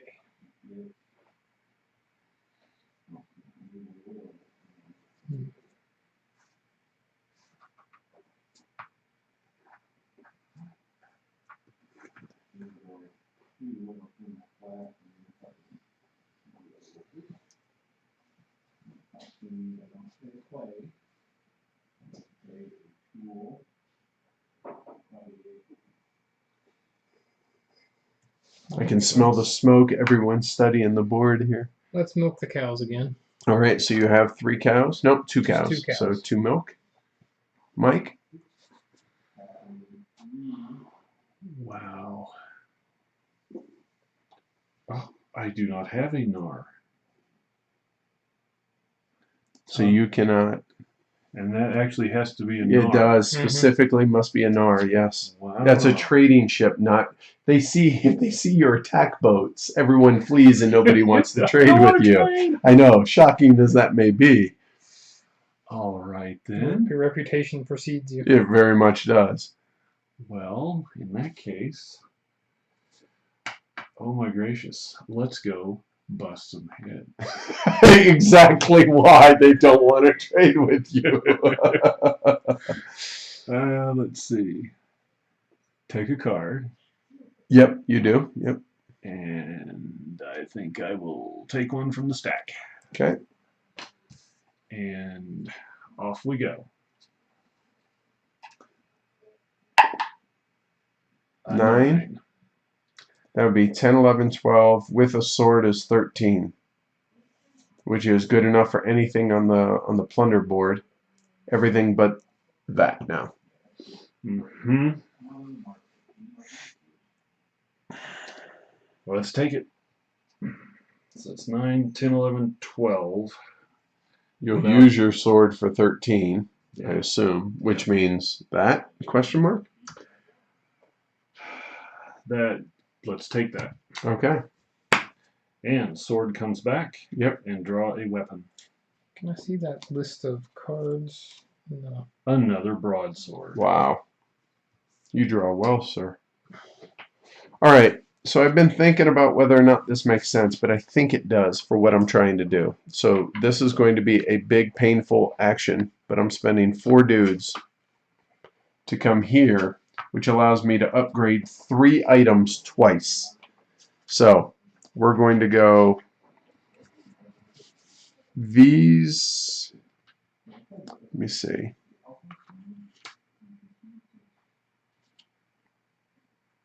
So we have that. So 3 items twice. That'll be 1. That'll be 2. That'll be 3 items twice. So it goes. Let me switch this over here. So I'm going to upgrade these 3 items twice. So the orange will go to green, and the red will go to a blue. So Matt, will you hook me up? So red to blue. And those just flip over. No, they're 2 levels, so they go to green. They go to green, right. Green that and green that. All right.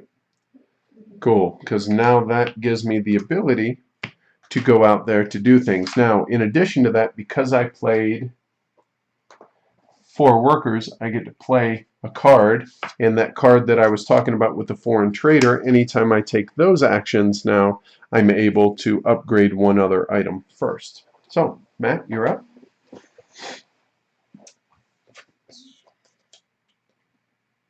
I was going to do that, but now I am not. Now I'm going to do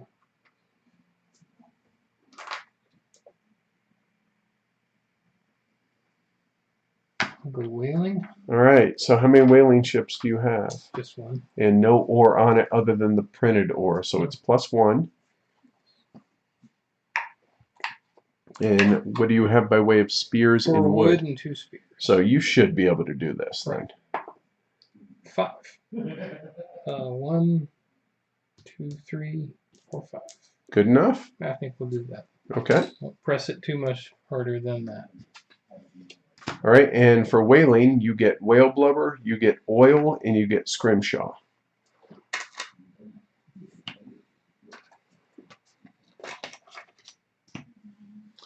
All right, Mike, you're up. I hope no one's surprised.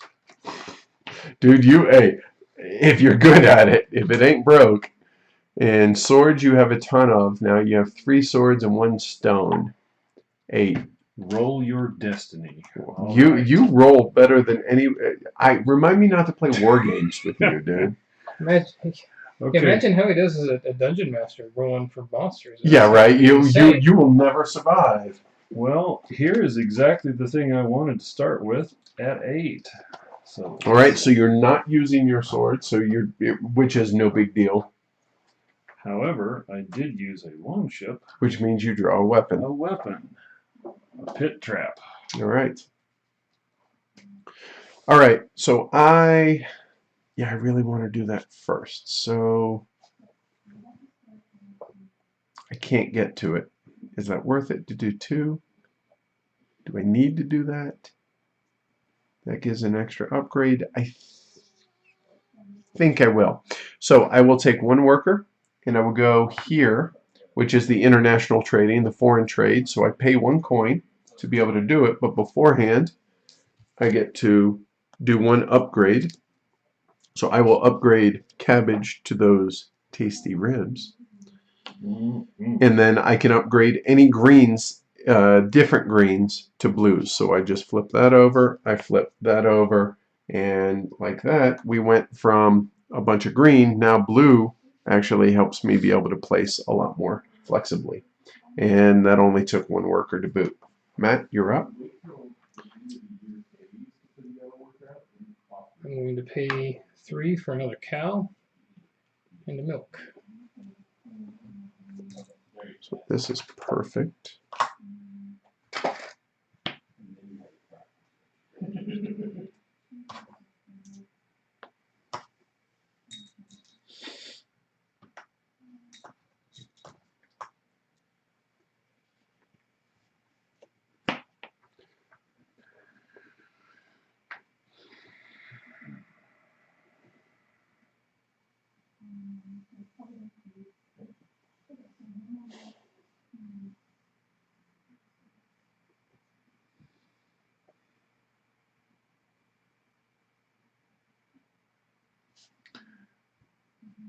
Let's pay. Hmm.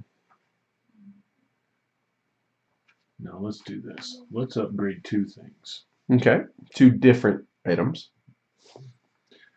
A bucket of milk, which becomes a bedroll. Yep. And a cabbage, which I believe becomes a pork rack of ribs. ribs. There you go. All right. So I'm really debating how to go about doing that.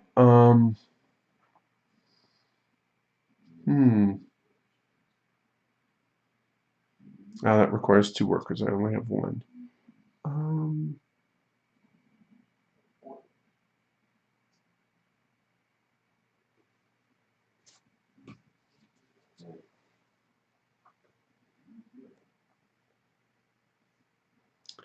There we go.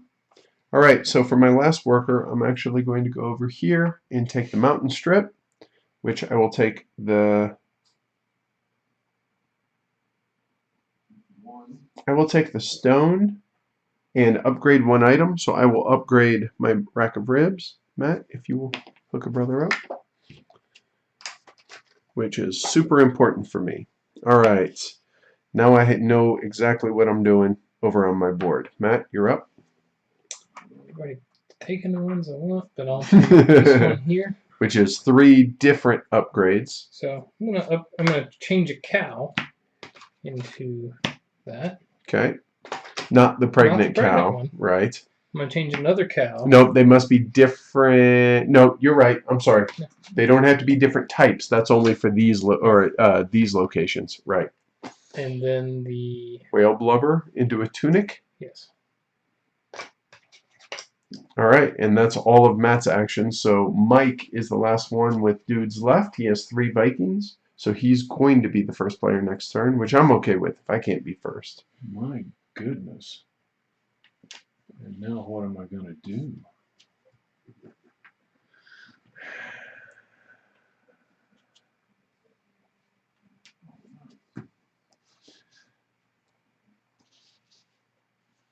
Mike now goes all AP. It gives me time to figure out exactly how I want to place these now.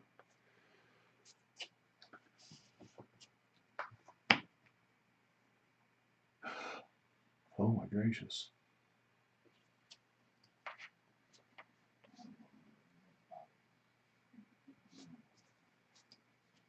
Mm.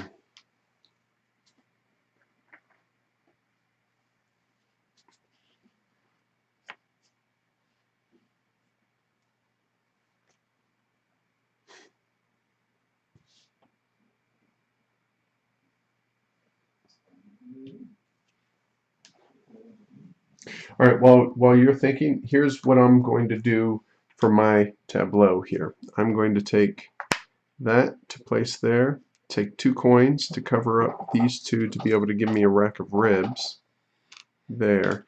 And then over here, I'm looking at covering up, can't cover up the 4 though. All right, here we go. Because what I want to do is I want to be able to do that, which that's legit, but I need a coin there to be able to get that stone. That's what that was. All right, we're going hunting for game with, I have 2 bows. So I can't cover that. Roll a 1. How about that? I'm telling you, you are unflappable when it comes to your different actions. This is really impressive. Okay, so I get a squirrel pelt and a lovely rack of ribs. Matt, a squirrel pelt. So it's all military all the time. We are outdoorsmen. We're laying a snare. Because it's who we are. A 5. I don't feel like I'm behind because we still have 2 rounds. So Bickham says it looks like you're behind. Looking at what round and what's placed, interesting to see if I'm going to catch up. And he wants to know how you guys are looking.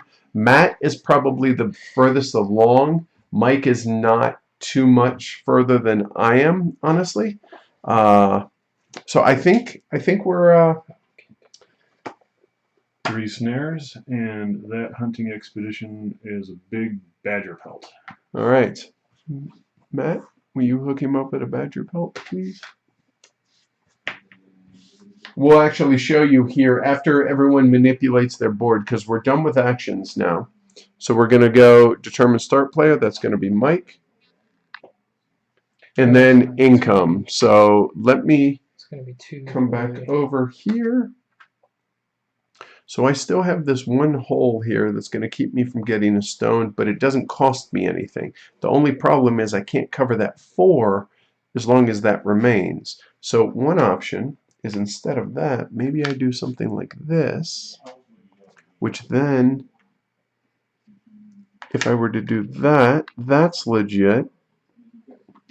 So now all the 4 is covered, so we're good. And then I have the scrimshaw here, which I can't cover this like this because I have the open spot there. So it's going to be 5 income there, but there's nothing to say that I couldn't come over here and do something like that with the scrimshaw to cover those up.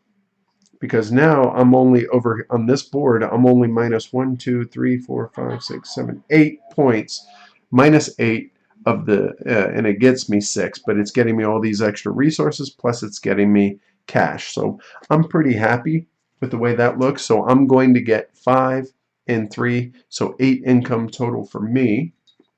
So there's my 8 income.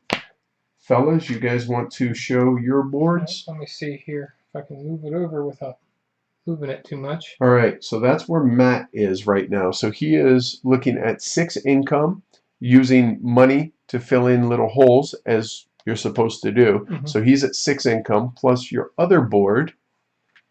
Right, I'm using the money to space between the green goods, Which is perfect, yeah, because they they can't. do not touch, but I can still fill in there. And then here he's 0 income on that track, but 2 income on that. So a total of 8 income, just like what I'm at as well. And Mike is still fiddling a little. I think he is actually finished fiddling. I believe I am. All right, so for your main board, you want to show him? I'll be happy to.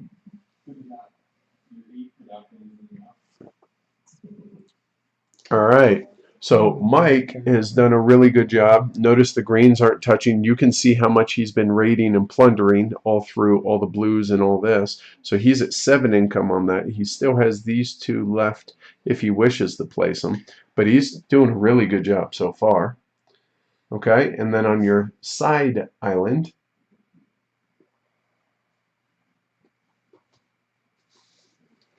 On the island of Iceland. all right, so he's getting 4 income on that. He's also getting the oil. He's getting the ore and the stone. So he's doing a really good job on this. So I feel like everyone's doing fairly well. I don't know. I don't feel like I'm winning, but I feel like we're at least in the discussion. I Your don't feel like immigration is helping you break. it is. These guys are definitely going to help. So those are definitely going to be fought over in the last 2 rounds, I imagine. So okay, so let's keep going. So we've gotten our income.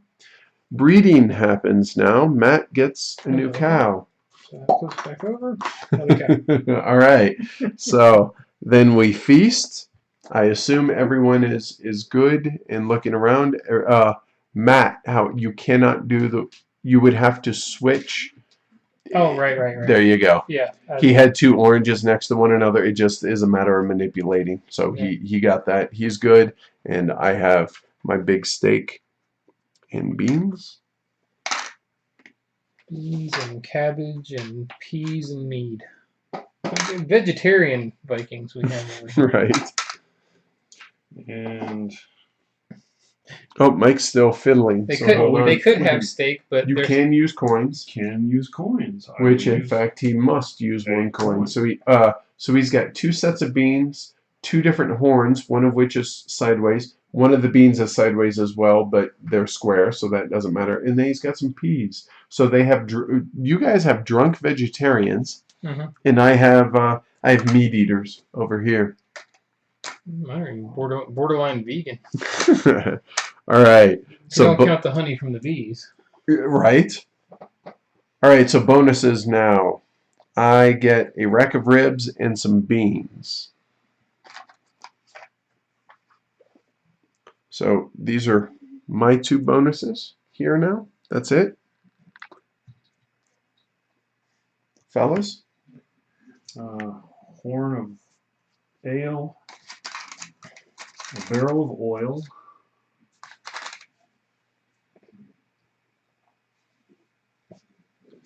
okay, a rune stone, Okay. a stone, and let's get this one down here. A stone and an ore, and that board is now complete. And then you get an ore and a stone from the other board and another barrel of oil. That's covered. Okay, No, got it. that's Okay. Alright, I get a mead and a wood. I did it. Okay. All right, that's the bonuses. Update the mountain strips. So there, there, and there. Another ore goes away, which means the strip goes away. And oops, there.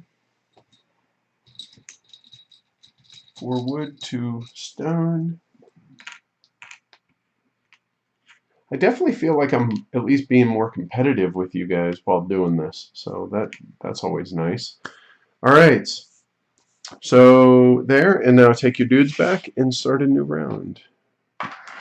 Man, placing that 4 out there was punishing, but at least it let me do a free upgrade. So I was going to do that one. were you? Yeah.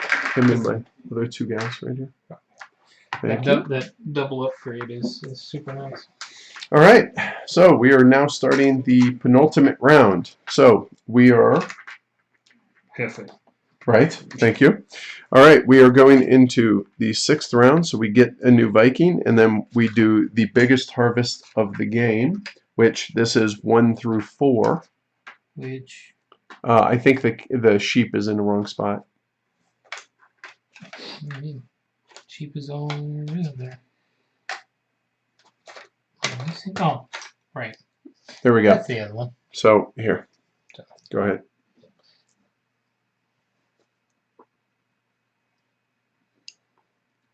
That is a plethora, Jefe, of harvest. All right. And then after the harvest, Yeah. Thank you.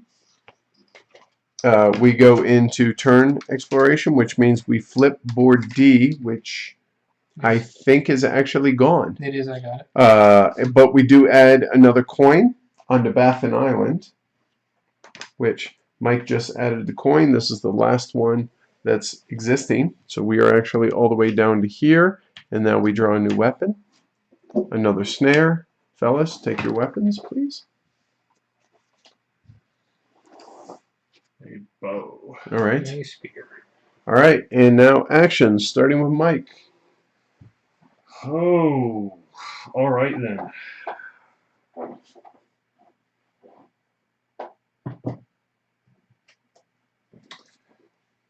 Oh, I needed to collect my 3 cutlery. Oh, yeah. Because what was your income? 11. Oh, which is your limit. I also did not take. 8, 9, 10, 11. Got it. All right. He has a mountain of cutlery over there. Yeah, we're a little bit fetishist on rating for cutlery.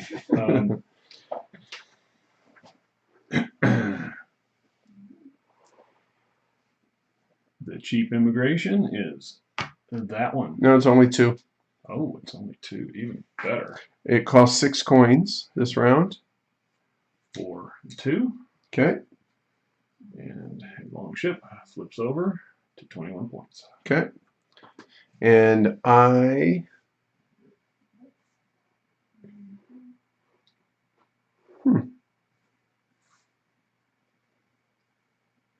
going to spend 4 workers. 4 workers coming out here. Sweet. It allows me to play a card, which is useless, but it's 3 points. So there's that. But it also turns, let me flip this over. It turns this, and the ore goes away. But this goes away, into one of these guys, which then I spend $6 to then put it up there. So leaves me 2 cash. So that was worth it. 3 points for that, 18 points for that, plus it gave me another one to be able to hopefully do in the final round. Matt, you're up. And I'm gonna wait surprise for it. nobody. Yeah, right. Shocking. Like I said, I figured those were going to be fought over very much. So $6. Oh, I forgot to get my dude down. And yeah, this is going to flip over for 21 points. Okay. All right. So now that immigration is done for the round, sir, would you like to take a turn now? Yep. You're ahead of us on immigration. All right. Which I need to be because you guys are beating me in other places. So I think it's pretty competitive between the three of us right now. Something like that. You want to let here? I'll let him in. Go ahead and take your turn. Asher, come on. Come on. Nope, Asher doesn't want to be on camera today. Okay. That is too bad. Greyhound fashion, he has a problem coming in and turning at a hard angle. Yes. The bus is even. Right, he's not a articulated bus, or is that what it articulated? No, Yes. it's yeah. Okay. I call them accordion buses. Yeah. All right. Well, because we're Vikings, you know what comes last. Going raiding. Bust some Or heads. pillaging. Okay. 5. 5 on the die. That would be 8 with your 3 ore, and then stone and swords. Nope. Yeah, let's go ahead. 8. 8. Which is 11 before you spend anything. Let's stop at 11. Okay.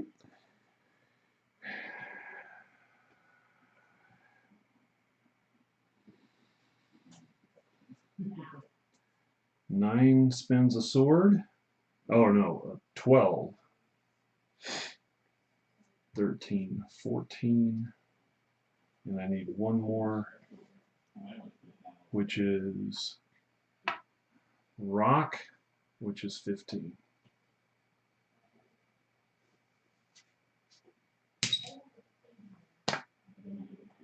And Plunder. refill that for him.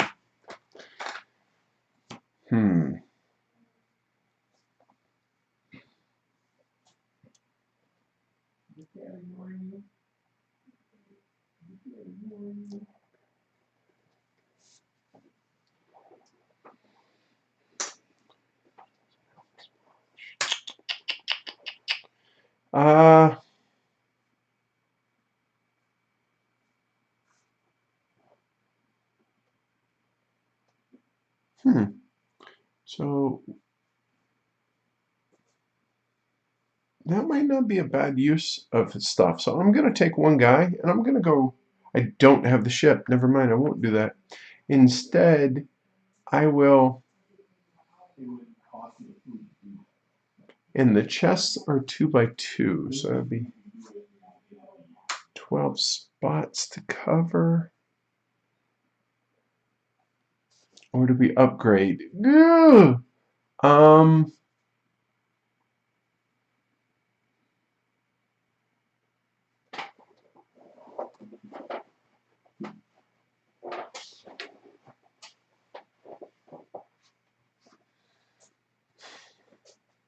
I hate doing it. Yep, we're gonna spend 4 guys and upgrade 3. I hate you doing it too. Upgrade 3 things twice. So it's going to be 1. It's going to be 2. And it's going to be 3. So I'm going to upgrade those 3 things twice, which that means they go from orange to green. So, Matt, can you... I got the beans, the tunic, and the cabbage upgrades to Scrimshaw. Thank you, sir. Okay. So, Well done then.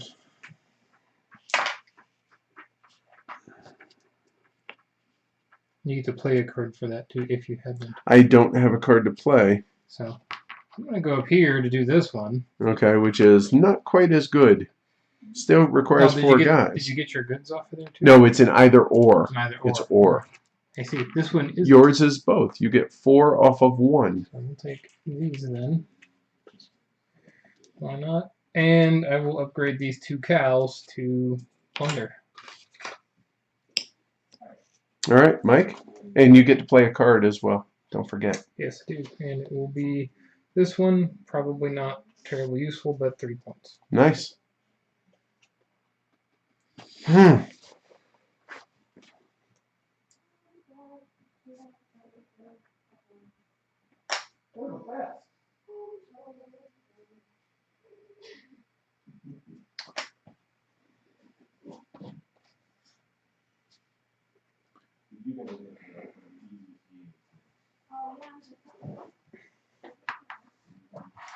I'm going to take Baffin Island. Wow, you are taking it. All right. And It's late in the game to do it, but it is. that's brave. All right, and draw a card, sir. Which of those 3, or they're worth 1 point or 0, respectively. Yep. Drawing rush. All right, so I am going to take 1 worker, come here, Yeah. spend 1 coin, which there, and then I can upgrade any amount of green, but before I do that, I can upgrade one of these. So I will upgrade this to the stake, and then I upgrade all the greens. So as long as they're different greens, and there, and there, and I'm done. I'm gonna upgrade 3 items once. So the milk turns into bedrolls. You can definitely feel like it's coming to a climax now, the game, very much so. And here's the once a game space right here. All right, so that is get 4 money, turn a bedroll and silverware into necklace and a tunic, and 4 cash, which that's 4 points as well. And Mike is now out of workers.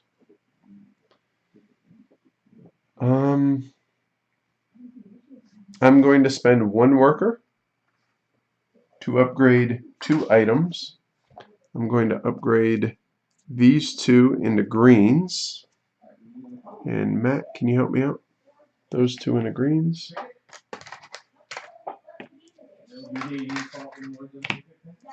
All right, and Matt, for your penultimate or final action, depending on what it is you're trying to do. That.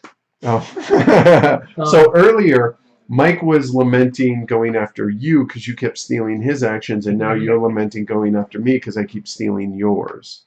I don't have that boat. Can't do that. No, you can do that. Yeah. You have what, 2 They workers? both have 1s on them though, which is the problem. I mean, you have snares. You could go and get that pelt potentially. You can play a card and get a coin there. You can play 1 or 2 cards there. Just do 1 here. We'll turn this. Which is really unfortunate for me because now I have to go, which means Matt's going to be first, which means I'm last, which hurts with immigration. My God. It's full of stars. All right, so let's see. I could go hunting. I have no bows and only have 2 wood. I can't go whaling. I do have snares though, and that is a really big pelt. And that's 2 workers though. Grr. I could turn a stone into a rune in a buck. afterwards, he mentioned that people wanted to.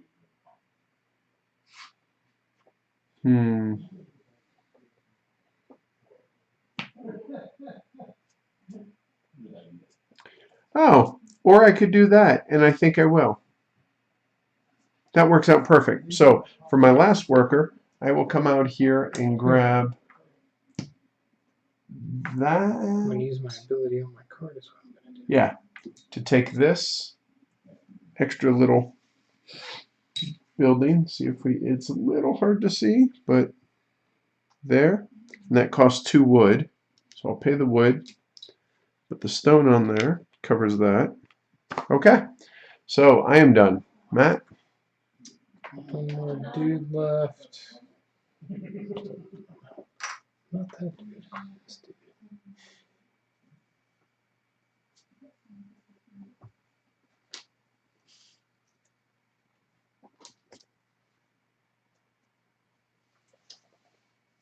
Do I need? Oh,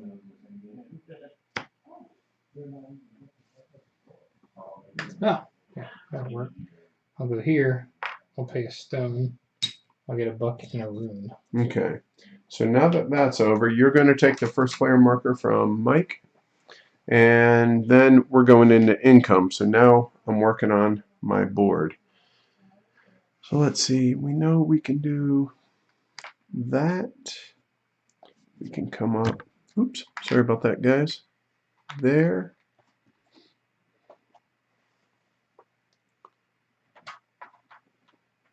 We can put this coin in that space just to fill that.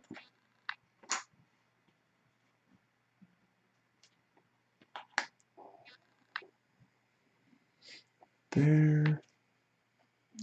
So that now is giving us a little bit more income. I could play that over there and basically take care of that entire board and not have to worry about it.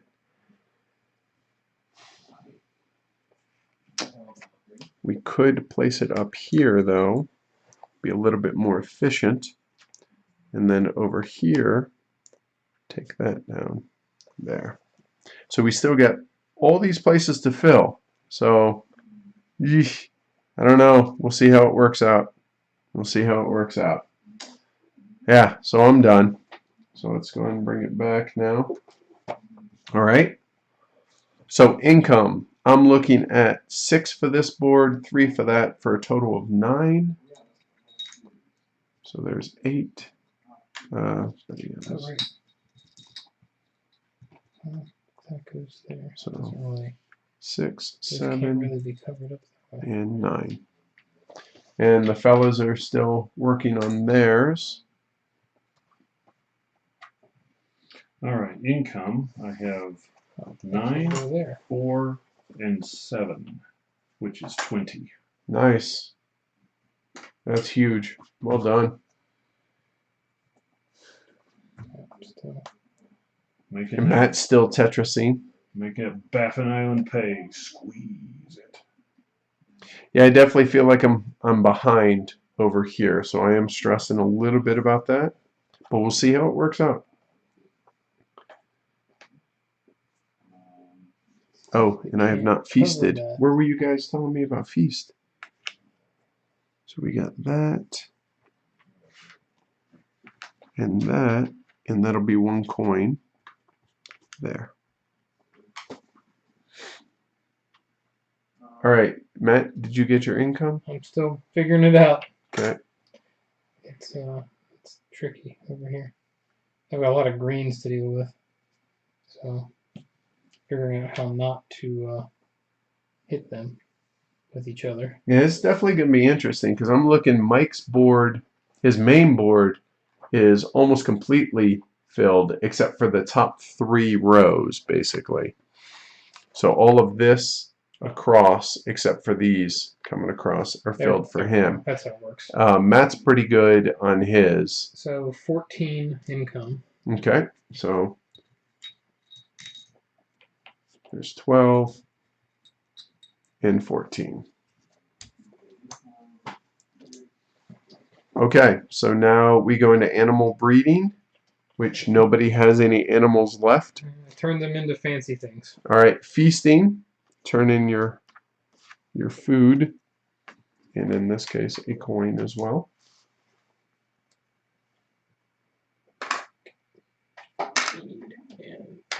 Oh, Mike may be using some coins, it looks like. Oh, no, I turned it in already. Oh, did you? Oh, These okay. two Oh, on gotcha. it. Okay.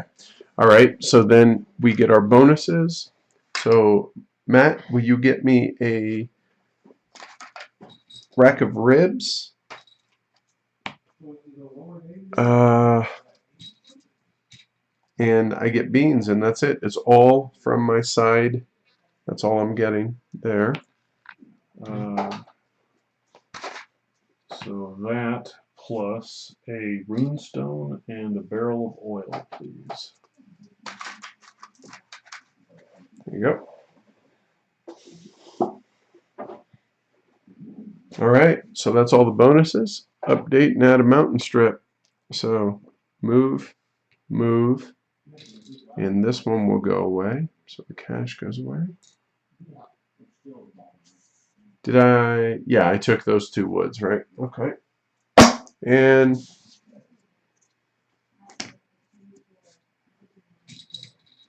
three wood, an ore, 2 stone, and 2 cash. So now, it's important to note that game ends after round 7, so the bonus and the updating doesn't happen. So after you feast, that's the end of the game, and then we go into final scoring. So now take our guys back, and then we start a new round.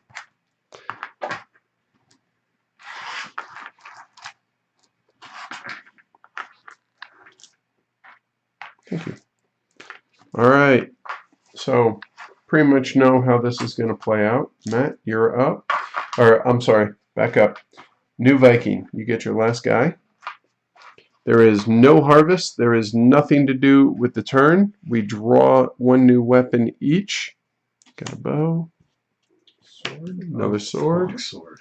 And now we go into our actions. Matt? Right there.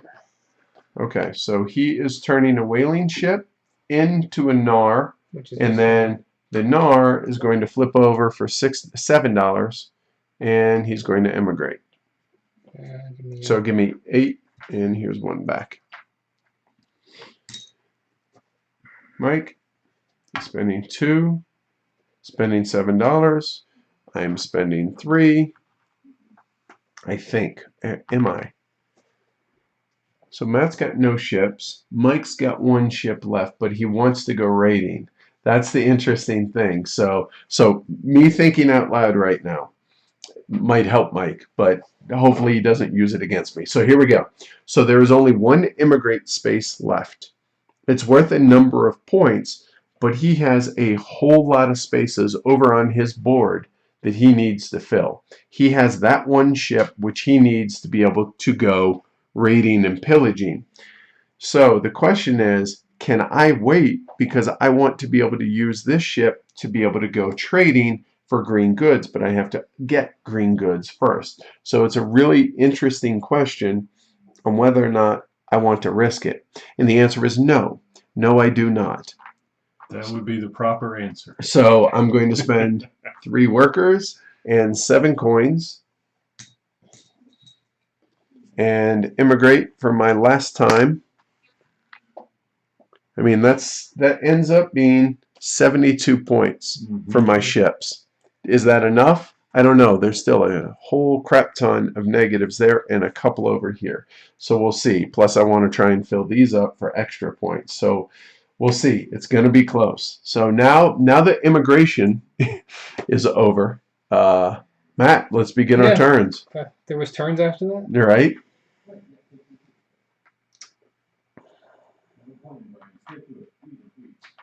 Alright, well, we're going to go hunting. Hunting right there. Okay, bows and wood.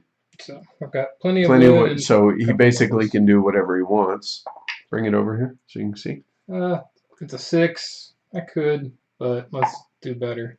5. It's still below average, but your call. Alright, let's go 1 more.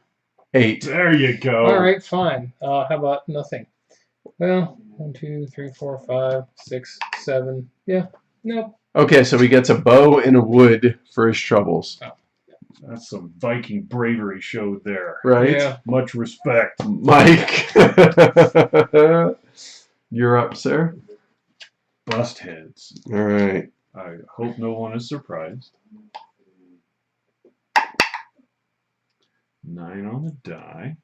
Which is 12 because you have 3 ore on that. 13. And then 2 stone makes 15 if that's what you want to do. Oh boy.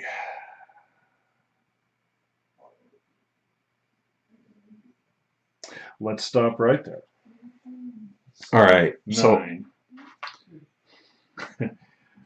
So that's 13 10, 11, 12, 13. because you get your sword back. Mm-hmm. And this lets me pull and spend the Berserker spins an ore from the longship to get +3. And boom, there's your 15. Plunder. And refill the 15, please, Matt. And the longsword goes away and comes back. All right. I'm spending 2 guys to come out here to lay a snare, which is snares. I have 3 snares and no wood, so I need a 3 or lower. A 1. That'll do. That'll do, pig. That'll do. So I spend a snare, but I get a snare back, and I get the badger pelt, please. Okay, Matt. One dude right there. Those two. Okay, Mike.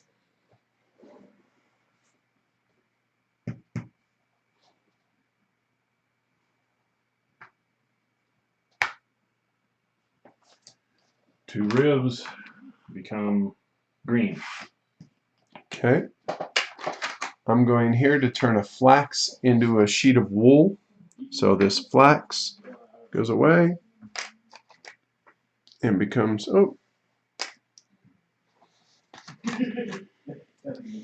becomes that. It's all about covering spaces at this point.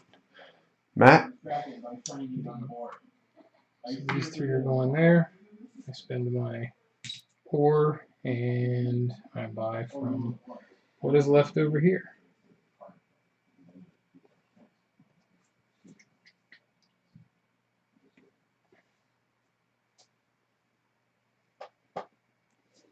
One of those weird shapes helps me. Not so much on that side. No, not technically true. That one will be fine. So 2, and that can go right there. It's like I made it for it, actually. Right. Mike, you're up. No one should be surprised at what's coming here. Right, more pillaging. I have 1 longsword, and I'm going to put this ore onto Back on the there. ship. Okay.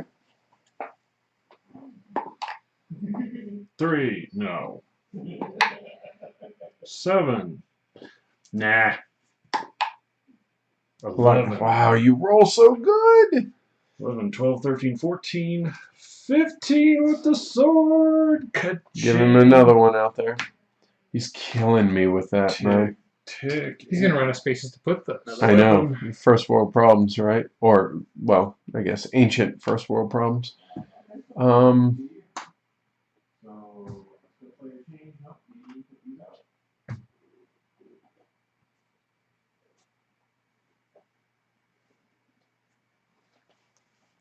So I'm going to spend 2 workers and take 3 off a strip and upgrade 1. So I will take these 3 to put there and upgrade 1. I will upgrade the boar ribs.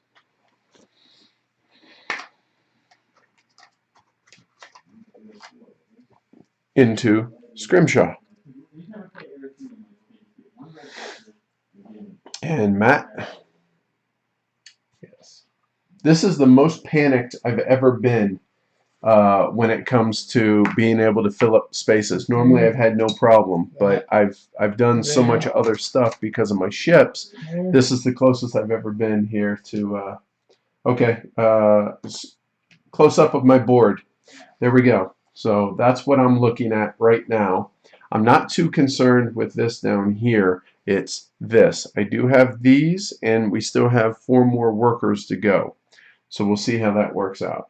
So let's see what other comments. Mike, you're up. Yep.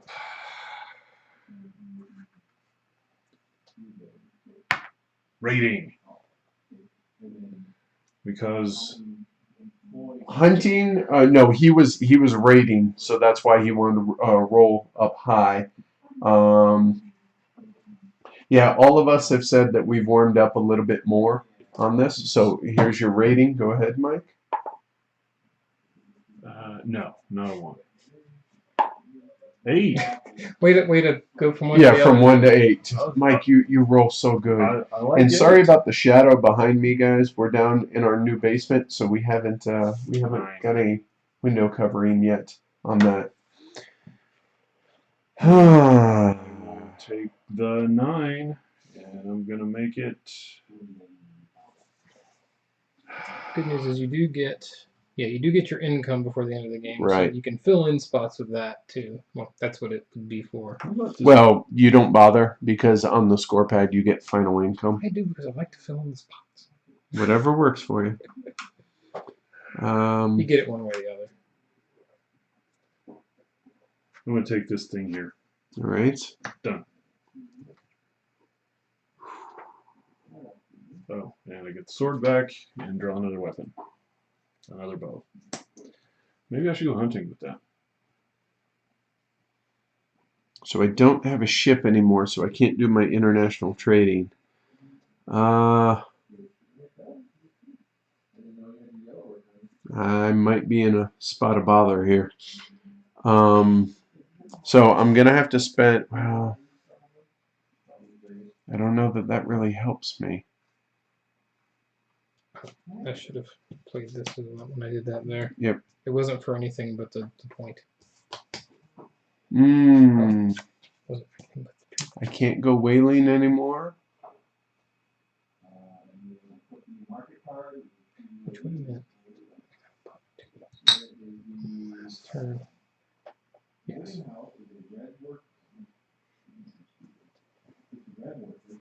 Well, I do have to worry about my feast, so that's going to be 1 there and 1 sideways there. So that takes care of that, and that's what I'm left with.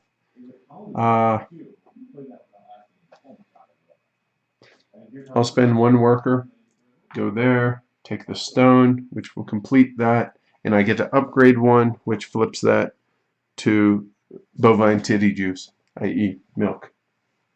All right. So, Matt, 2 workers left. Mike's got 3. I have 3.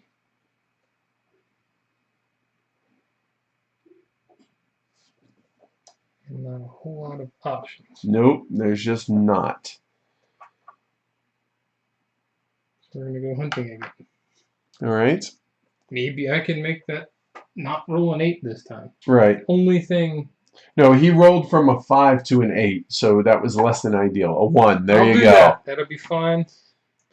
Spend that, and what do you get for it? You get a rack of ribs Rack of and a ribs squirrel. and pelt.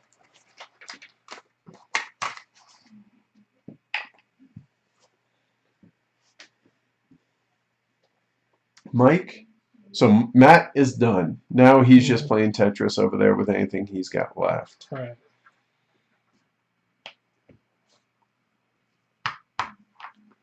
Two or 3 wood and an ore, and he has 1 guy left. Oh, whoa, whoa, whoa, whoa. Oh, you won't take that? Yeah, Okay. I'm not saying I do. I'm just hold on now. I thought you were out. Begging pardon. So I do want to upgrade, if at all possible, the milk, which I'm not seeing. I mean, I could upgrade 3 different things, which covers 4 points. Yeah, I'm gonna put this card that says game over. It's all on it. It says game over. I need to upgrade my. Yeah, Kent says he likes doing like what you do, filling up the player board as well. That just doesn't do me any good. Yeah, it's worth 4, 6.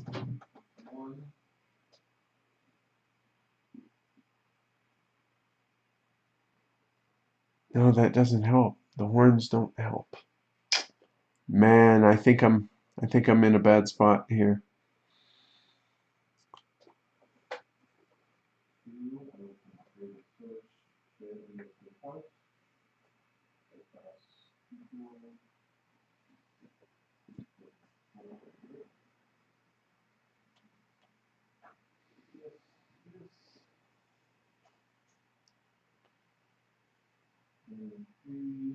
Because I don't have enough coins to buy stuff.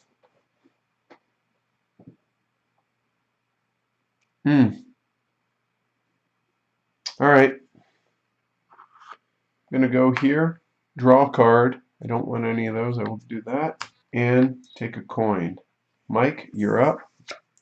Going here. And so this being the pirate, it's worth -1 point, but it allows you to turn 1 wood and 6 coins into booty.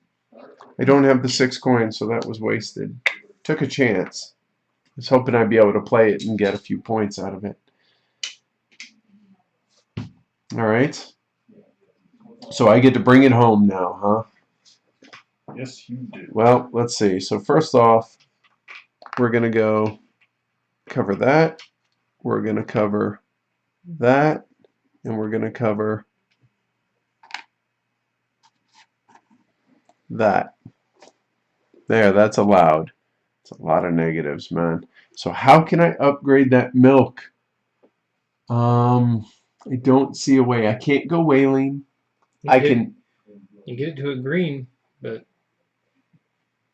go on there. But then I can't. I guess I could. Yeah.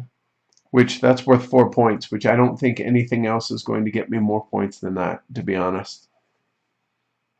I think you're right. So for my final action of the game.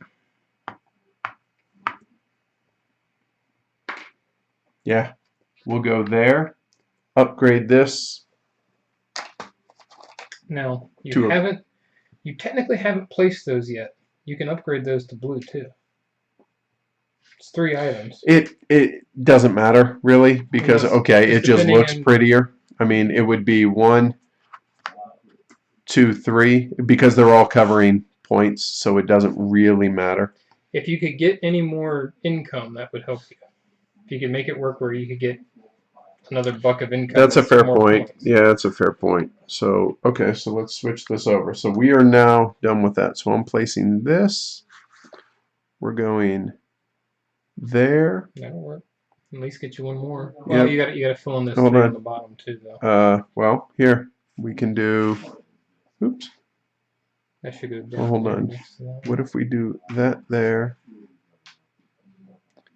That is not going to work, so we want that there. We want that there, and we want. Can't place that. Why not? Yeah, you can. No, because the greens would touch the greens right there. It's a green one. So, but we can do this and do that. I mean, it ends up being a one. Well, no, actually, need to be able to do both, don't we? Yeah, you can get 9 out of it. But it was still the same as 7 because I just used 2 coins to do it. Sure. Well, actually, I don't think that would be the best use of that because those are full, and actually that covers 1 more, so that's a wash. We can put that there and save the 2 coins, and that's fine. All right, so that's it. Okay, so now we go through determine start order. That doesn't matter. Income. So let's just stop. And now we break out the player aid or the scorecard. So okay, so here we go. And grab the book if you would, Mike, just to make sure that we're not. And if you want to go through the final scoring stuff towards the back.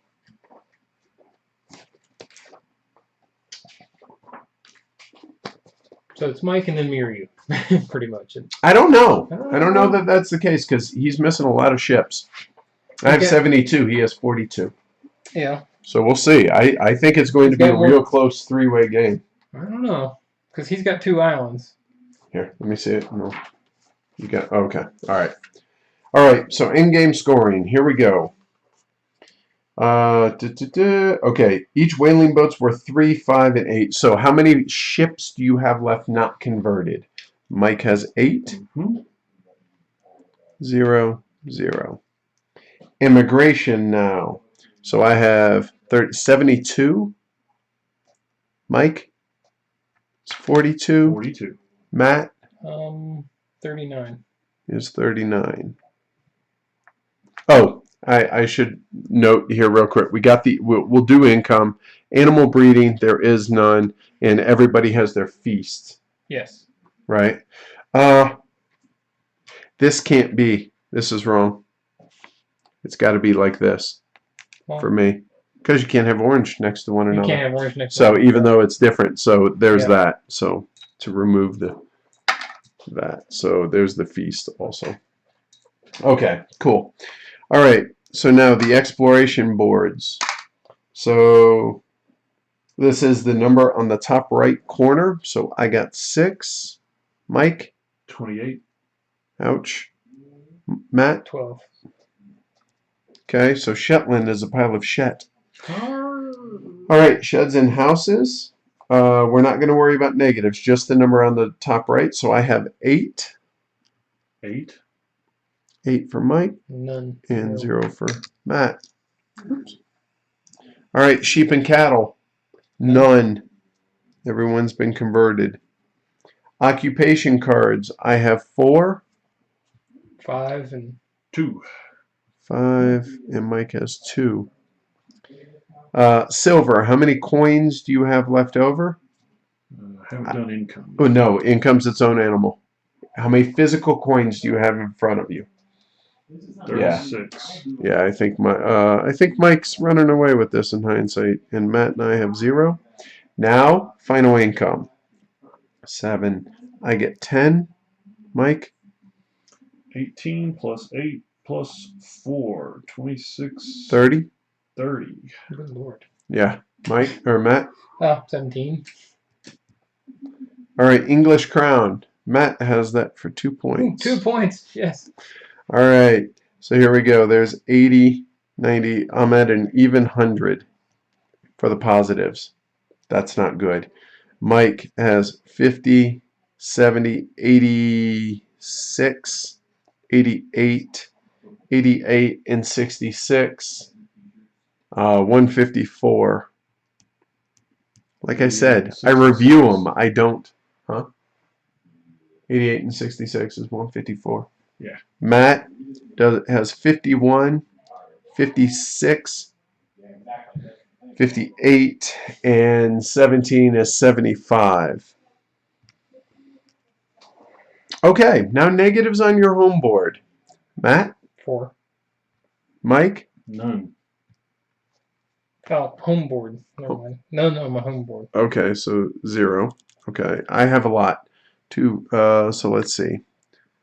2, do it by row. 3, 6, 7, 8, 9, 10, 11, 12, 13, 14, 15, 16, 19, 22, 25, 28, 30, 34. Youch! Exploration boards. I'm looking at 1, 2, 3, 4, 5, 6, 7, 8 more. God, this is terrible. This is the worst I've done. I have 4. All right, Matt has 4. Mike? Baffin Island has 18. And that's it? That's it. Okay. Sheds in bonus. Any of these have negatives? I have -1. So Mike has 1. I have none. And nobody took thing penalties?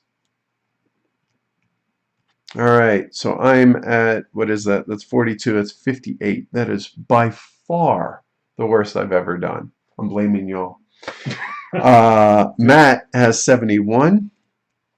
And Mike, 135. Smoked us. Oh, that's, well, anyway, that's the the total. And that, folks, those who do, do. Those who don't, review. So there you go. All right? I don't even review, is my point. Right? Yeah, you got no excuse. So, awesome. Cool. So that's Feast for Odin. All right. So now let's change this up. So here, you guys can say actually hi. Hey, everybody. All right. So thoughts. I did terrible. I'm trying to figure out why I did so bad. Obviously, the negatives on my home board, but I thought the fact that the immigration that I was doing with the immigration with an E, I thought would offset that, and it really didn't. Not quite. That was a bit surprising. If you'd Yeah. I'm wondering if you decided not to do that island and put all that stuff on there. Because I didn't really get a whole lot of benefit. I No, mean, you you're only didn't. looking at 3 cash. Well, it got you 6, and it actually was worse. Yeah. Had more negatives than positives. So yeah, Shetland, a pile of Shet for sure. I agree. Yeah. So how about y'all? Well, first off, did you like it? It's okay. It's all Okay. right. I don't hate it. I would certainly play it again, but it's not going to be my favorite game of all time for Sure. any reason. Not even my favorite Rosenberg game. Oh, not even close. Um, I think there's nothing wrong with the game. I think No. it's totally fine. Which, it's a game on a pile of games. But now that I've played something like, say, The Colonist, I'm like, that gives me this, not really the same feel, but the same like Rosenberg type game, but in a more meaty, extra paths to victory kind of thing. So This one is. what do you think, Mike? Well, I think I got the perfect setup of cards. That helped. Yeah.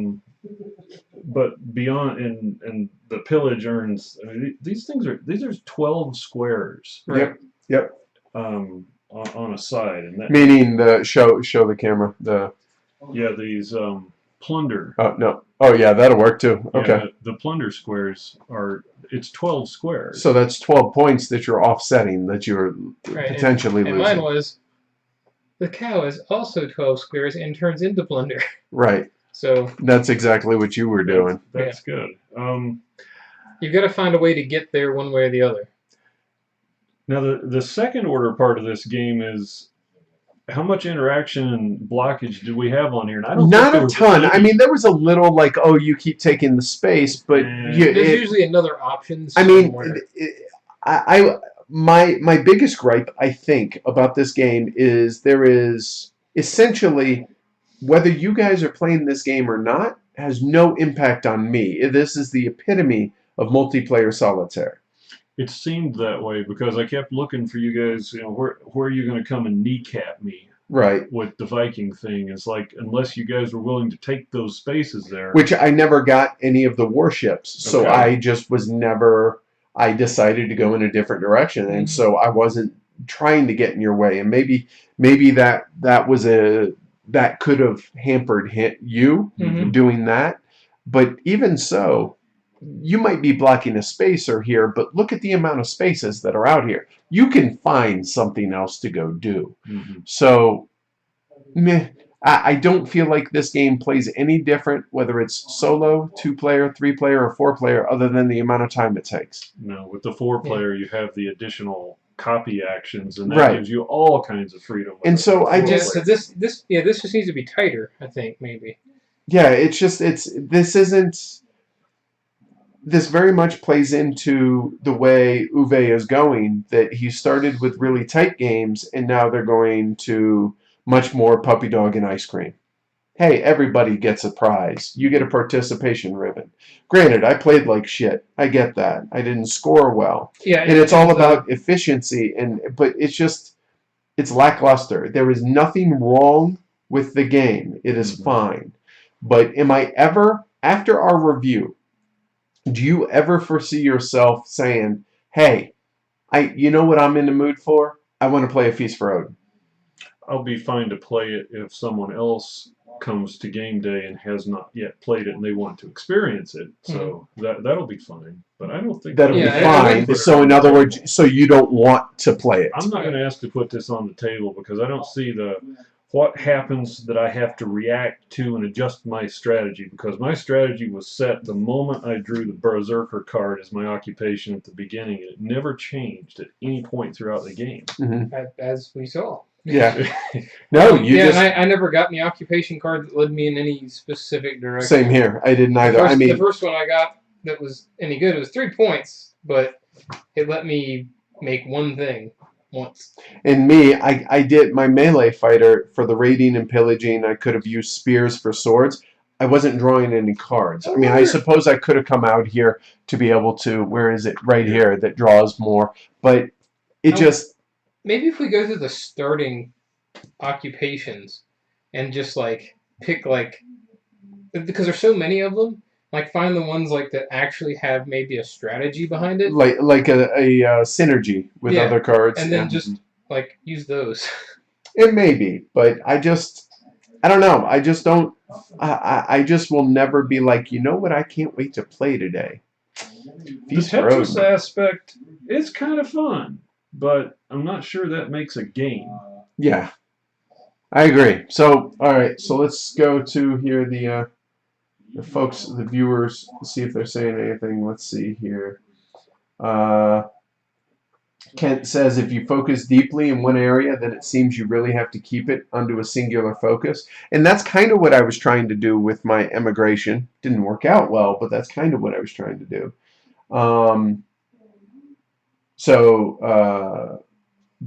Bickham is saying his scores are usually pretty tight, 125 to 150 between all the players.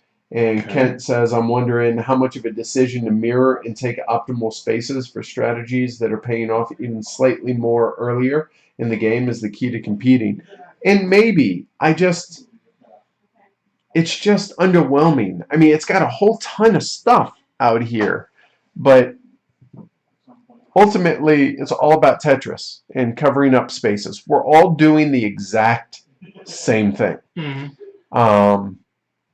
But I mean, you can make the argument that you're doing the same thing in a game like the Colonists too. You're all just trying to be able to put red workers to work. Ultimately, that's what you're trying to do.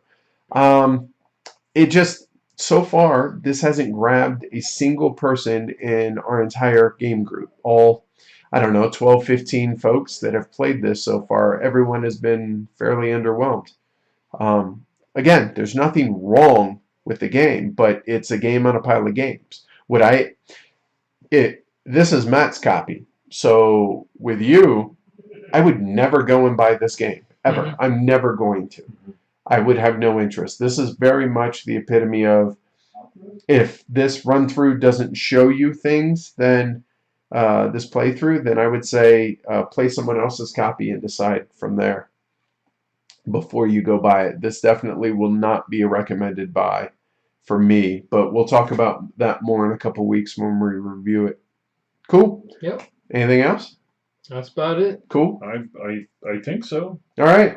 We were informed, I believe it was last game day, that we were reticent to buy the island because tiles. you can get you can get far more money going and do all that, and that turns out to be true. Yep. It's not obvious. But yeah, you're like, I don't want all these extra negative points, but income is offsets that a lot quicker than otherwise. All right. So anyway, thanks for watching, y'all. Somewhere around here is going to be a subscribe button. So if you dig what we've been doing this week, subscribe. Give us feedback. We have our Patreon, patreon.com/heavy cardboard. If you want to support the show and keep us improving both the quality of these as well as the frequency.